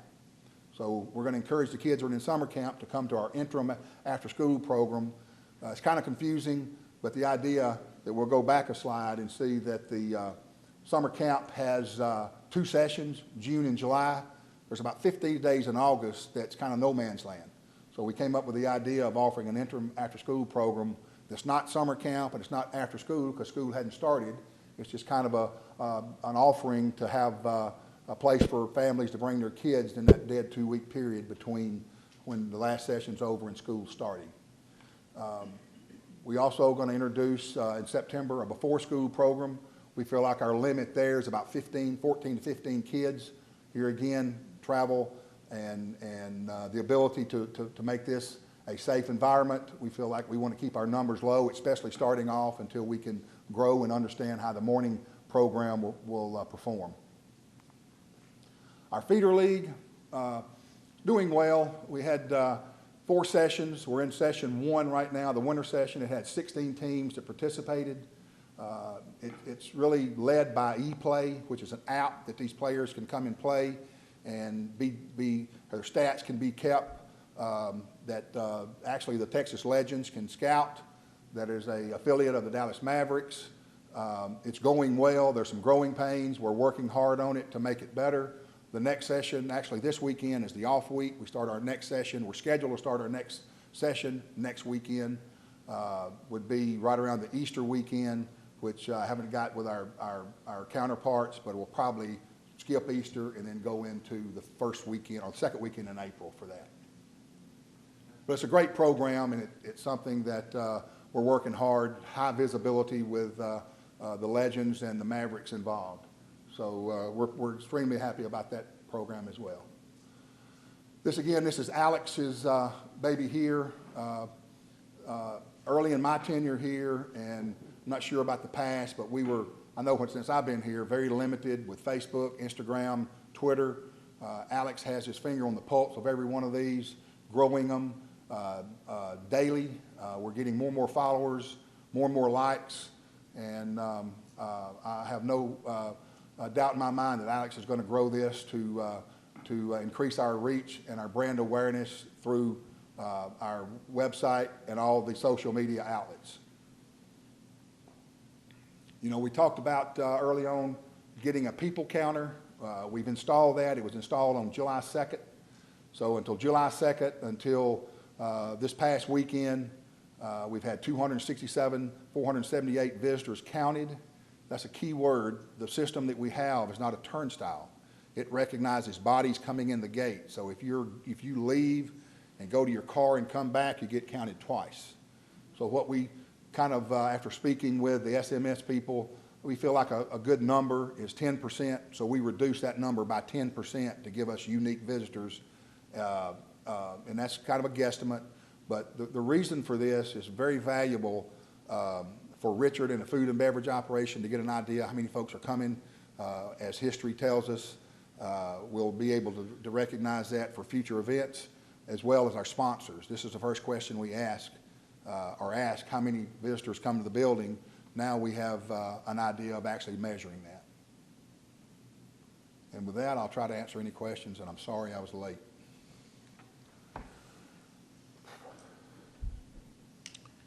Councilwoman Jameson. I'm curious as to how much product is being sold out of the Rye stores. Very little. Our commission has been less than $500. For 6 months? No, ma'am. We started, we put clothes on the shelf in October.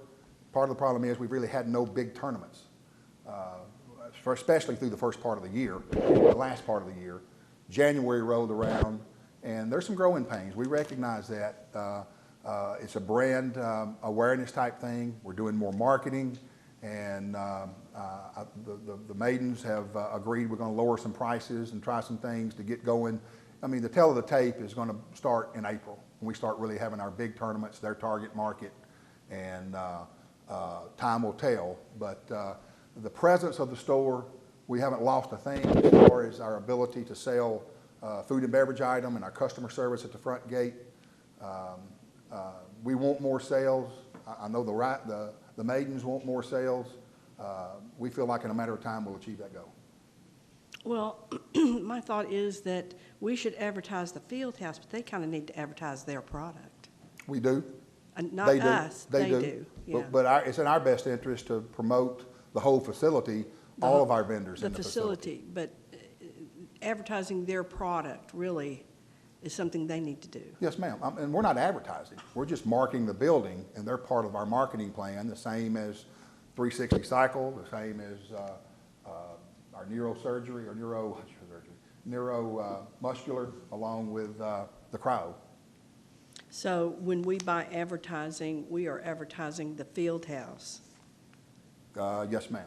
Okay, well, that's kind of my question, because I understand that the product was not well-known, and that's not our job, I think, to make it well-known. They need to do that, and when they come into the field house and we start getting traffic, people will see it because of the traffic. Yes, ma'am. And so the dollar amount we've made is about $500? Our share. And that is 6 months if they opened in October? Yes, ma'am. Okay, Approximately. approximately. Mhm. Councilman LeBlanc. I got a couple questions. You mentioned we lost money, but we made money at the beginning. We spent more than we budgeted, and we took in more than we budgeted. So we were over in our expenses by $54,000. Okay. And we were over in our revenue by $83,000. That's against budget. Okay. So you said that, I think the slide was right at $1 million that we need to do in 7 months? Yes, sir. So that's $143,000 about per month? If you average it out, yes, Yeah. sir, but it doesn't come in that way. Okay. Our summer months are our go-get months. Okay. Averaging it out, it's about $142,000 per month? Yes, sir. How are we gonna do that, Alex? Or what's the plan to do that? I mean, I kept hearing, keep hearing marketing, and we got a strategy, and we've got growing pains. I think we need to know, at this point, if we're gonna do this in 7 months, how are we gonna do $143,000 average per month if we're gonna make this budget? We're going to operate our tournaments. We have every weekend full. That portion of the deal will bring us approximately $200,000. Our summer count will bring us, last year it brought 257. Concessions did 250 to 300. Then you add on the volleyball, basketball weekly rentals from Bridge Academy and 360. You add sponsorships in that at about 75 to 100,000, and you're getting pretty close to where we need to be. Well, you said that the sponsorship so far, we got 171,500 over 3 years, and that's just with existing stuff that's already in place. Yes, sir. Everything we have is a 3-year deal. And it's already there. So we haven't generated No, any sir. new sponsorship. Yes, sir. We have. Yes, sir. Who's new? All of them are new. It turns over every year. Like this past week, we did $6,000 from Neuro Weatherspoon, paid in full. Okay. So there are new sponsors. I just got a call today, a package I'd pitched out to the Hilton Garden Inn. They're coming aboard. Alex has already started his program to find sponsors, as well as Richard. So we're all three looking for sponsors and doing as part of our overall performance criteria. And I think our budget in that category is about $100,000. And if you look at the numbers that already are coming in, from that slide. But those are numbers from people that have already, they are existing. No, sir, that money's not collected. It's not collected? No, sir. The first year's collected. Okay. 171 represents everybody that signed up. When they pay us out, that's where we are, 171. So that'll be paid out by the end of this? No, sir, at the end of next year. Okay. I mean, I did it this way because it was confusing when you have a yearly and a 3-year total. So what we decided to do is just take the yearly out. But I can go, like Weatherspoon, they've already paid. They pay $6,000 in February. The Mavericks have paid, that's a 2-year deal, so it's $6,500 a year. They owe us $4,000 for this year. They paid $27,500 paid 1/3 of it. Okay, and so then the Mavericks, next year, we won't have the Mavericks? No, sir, we got them 2 years. Okay, I thought you said they've 6,500 already. this year. Okay, 6,500 next year. They made one payment. okay, The 6,500 is due before FY 19 starts. okay. So 360 volleyball, over the 3-year period, owes us $33,750. They've paid $11,250. They owe us $11,250 this year, $11,250 next year. Okay, so this money, this number at the bottom is a cumulative total of all of those dollars Yes, sir. combined?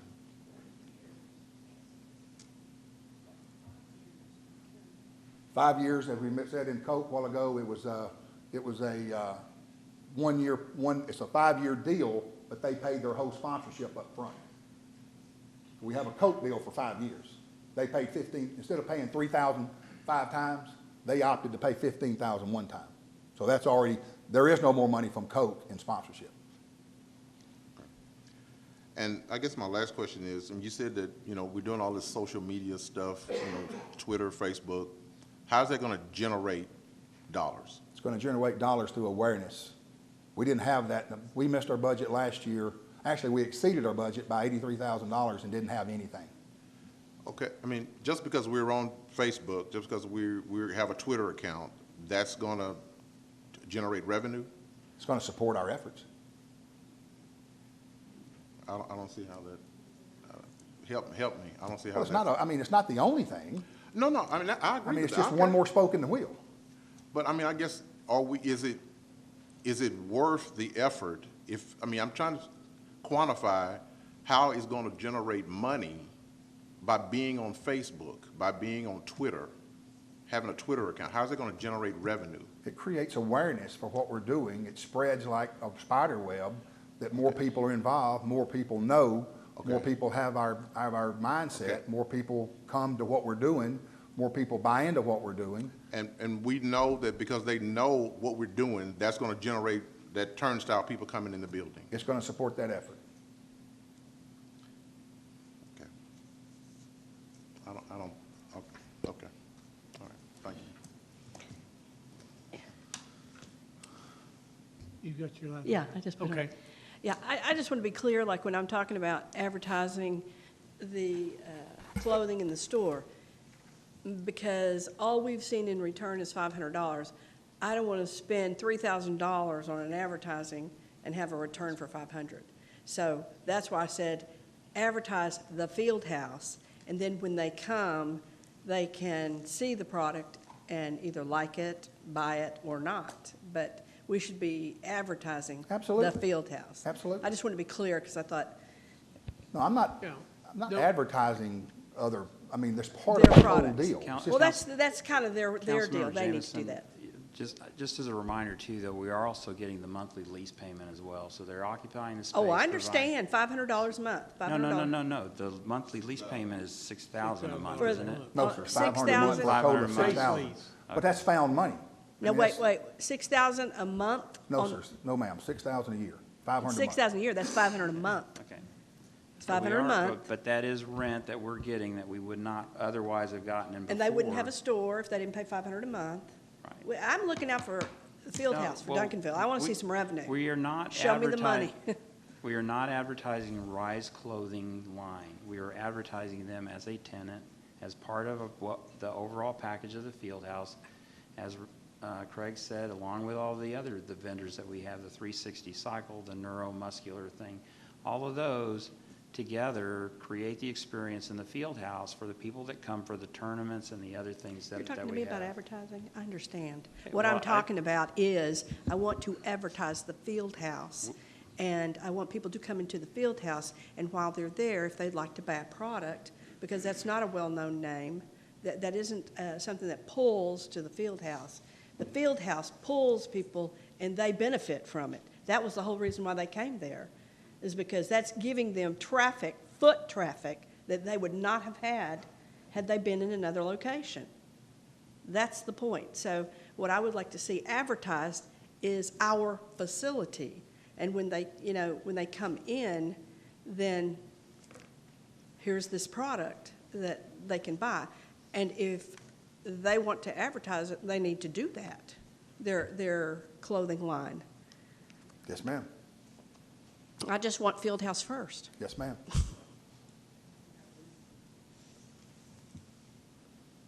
Councilwoman Thomas. Hi, could you go back to the slide that shows the 3 years of revenue For, for the field house? That one, back. Okay, and what year did you start? I've been here 2 years, May 16th. So I you started in started- 16, May of 2016. May 2016. So, so your first year, you were half of the 187,000 shortfall? Yes, ma'am.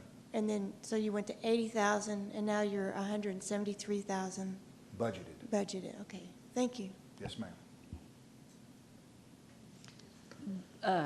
But to clarify, the 173,000 is anticipated, or that's not what you've done. That's What we're what saying you we're want to gonna do. That's what we've written on paper. What Right. I've told you I'm going to do. Right. Or we're going to do. There's no I's in this deal. Right. I'm kind of curious about Richard. What do you think? My Richard or Richard? Summerlin, I see you over there, Mr. Moneyman.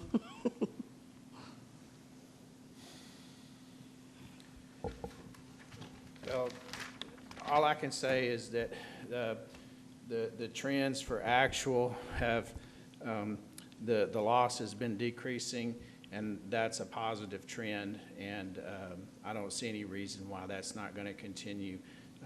They are putting a lot more effort into generating revenue, and as Craig pointed out, there's a lot of repeat customers that are coming this summer with our Gasso tournaments and some other tournaments that will generate a lot of revenue. So I can't speak to their budget just yet, but I think they have a good plan, and they're making good effort. Thank you, Richard. Okay, further questions? Thank you, sir. Thank you.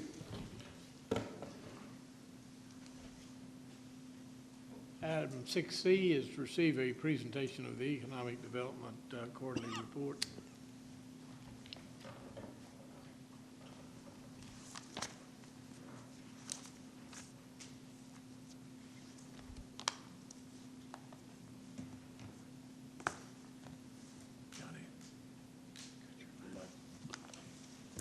Thank you, Honorable Mayor and Council. I'm Jessica James. I'm the Director of Economic Development. In terms of the quarterly report for economic development, I'd first like to start with the work plan items that have been assigned to the ED that coincide with the City Council capstones. And specifically, these items fall underneath the number 5 capstone, which is Grow Duncanville, Culture, Sports, and Tourism. Objective 2.06 is to create a tourism program. And as you know, we are in the process of doing the feasibility study, which is the first step for the conference center to see if that's going to be feasible. And we hope to have a report back to council here the first part of April in terms of the direction that will be going. Second is Objective 2.07, increase or improve marketing and branding. And again, as you know, we are in the process of working with a consultant to possibly come up with a new logo for the city as well as a new brand for the city.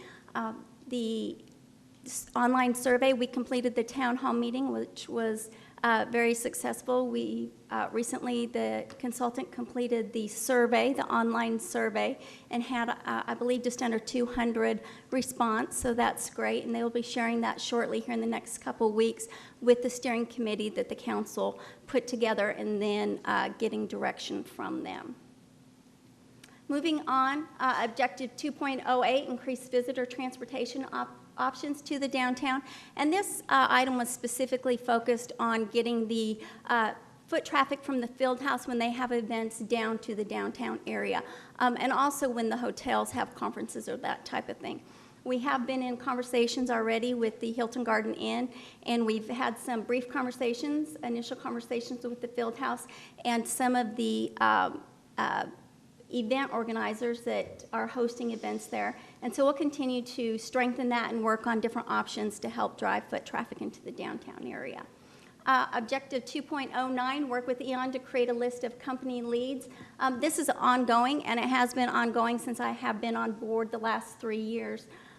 We will continue to work with Haskell Gray, the director there, to come up with these leads to help them further their charge. I will say that, in fact, this week we are highlighting Eon to the Best Southwest Leadership Group and really being able to highlight them and what they have to offer. So that way, if other companies in other communities that the EDCs and the other individuals from the other Best Southwest communities see, that might lead to some options as well.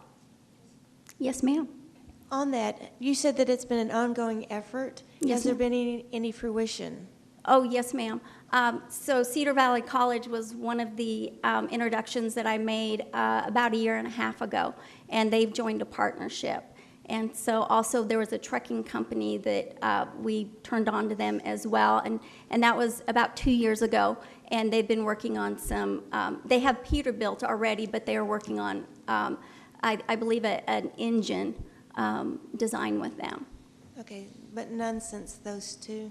Yeah, those are the two major ones. Obviously, we've talked to our different businesses, such as W&B. They do the air conditioning units for the tractor trailers here, and we've, highlighted Eon to them, as well as DeFord's and 84 Lumber. Obviously, those are some other ones that we've talked about in terms of forklift driving and things like that. So we'll continue those efforts. Yes, ma'am. I do want to also say that when I met with Haskell, he said that the partnership, they do have a partnership now with the school district, and he said that that's working well, and they will be starting a new class. They'll be graduating this one or completing this one, and they'll be starting a new one in May.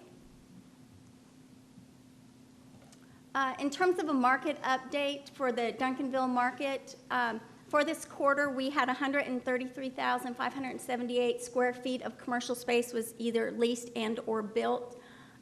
Through that, there were 39 new businesses, and there were 2 business expansions. And here's just a couple pictures of a couple of the new businesses. Obviously, Max Save is in the old athletic center, and they put a lot of time and money into that. That was a vacancy that had been there for a number of years.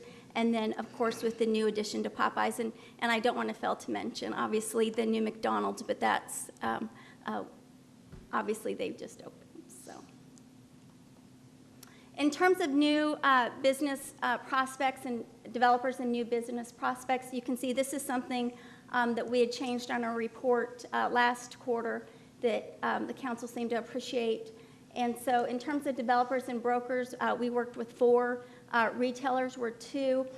The retailers, I do want to point out, those are 2 that we continue to court, and until they tell us go away, we will continue to work on them and see if we can get them to go ahead and pull the trigger and come to Duncanville. Restaurants, 17. Manufacturing, 8. We did have another plastics company, which was a different one from last quarter, and then we've received a number of state leads. Those leads, typically, they're looking for 10-plus acres, and that's really what's been a barrier for us lately is on the acres. And then some of those buildings are up to 200,000 square feet. Other is 4, which includes, we did have another hotel developer, actually it was a Marriott, that contacted us and wanted some market information that we had provided to them. And then you can see the entertainment venues. For the potential businesses, and this is something that I highlighted last time, through our pitch deck and the information that we provide to them that they request, this is all the information. And then anything else that we can do to help, we work with the Public Works Department and in all the different departments in terms of getting them here and trying to help them move through the development process as well and hopefully be able to land them here. In terms of existing businesses, we worked with 17. This is everything from business expansion in terms of businesses wanting to build a new headquarters to actually businesses wanting to relocate to expand their business, property owners and property managers. A lot of these have been shopping centers, but there's been a wide variety of property owners and managers that we've worked with. Other activities, obviously there's a number of them, but just to highlight some that the EDC has participated in, they presented a loan, a $5,000 design incentive paint grant to Leon Miller Commercial Properties, located at 550 North Main Street. And if you've been by that building, it looks a lot better. All the stucco's been fixed on the building, and it's a good upgrade into the downtown area.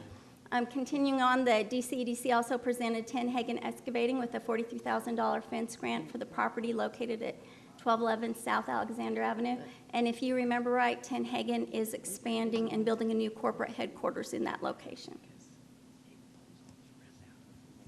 Here's a picture also.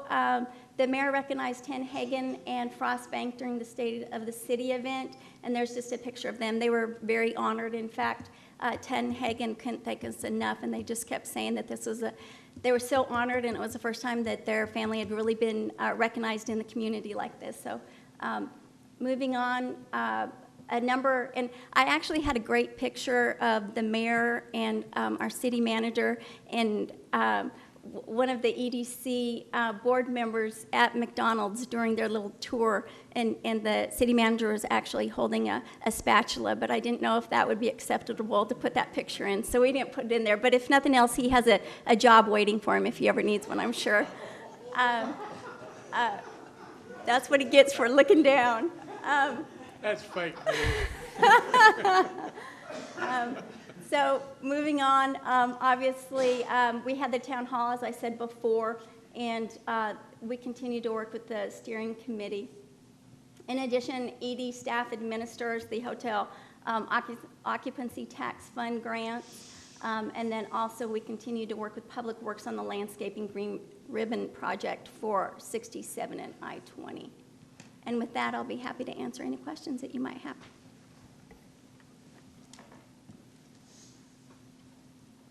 Seeing none, thank you very much. Thank you. This was our last agenda item, so at this time, it's 8:40 and we stand adjourned.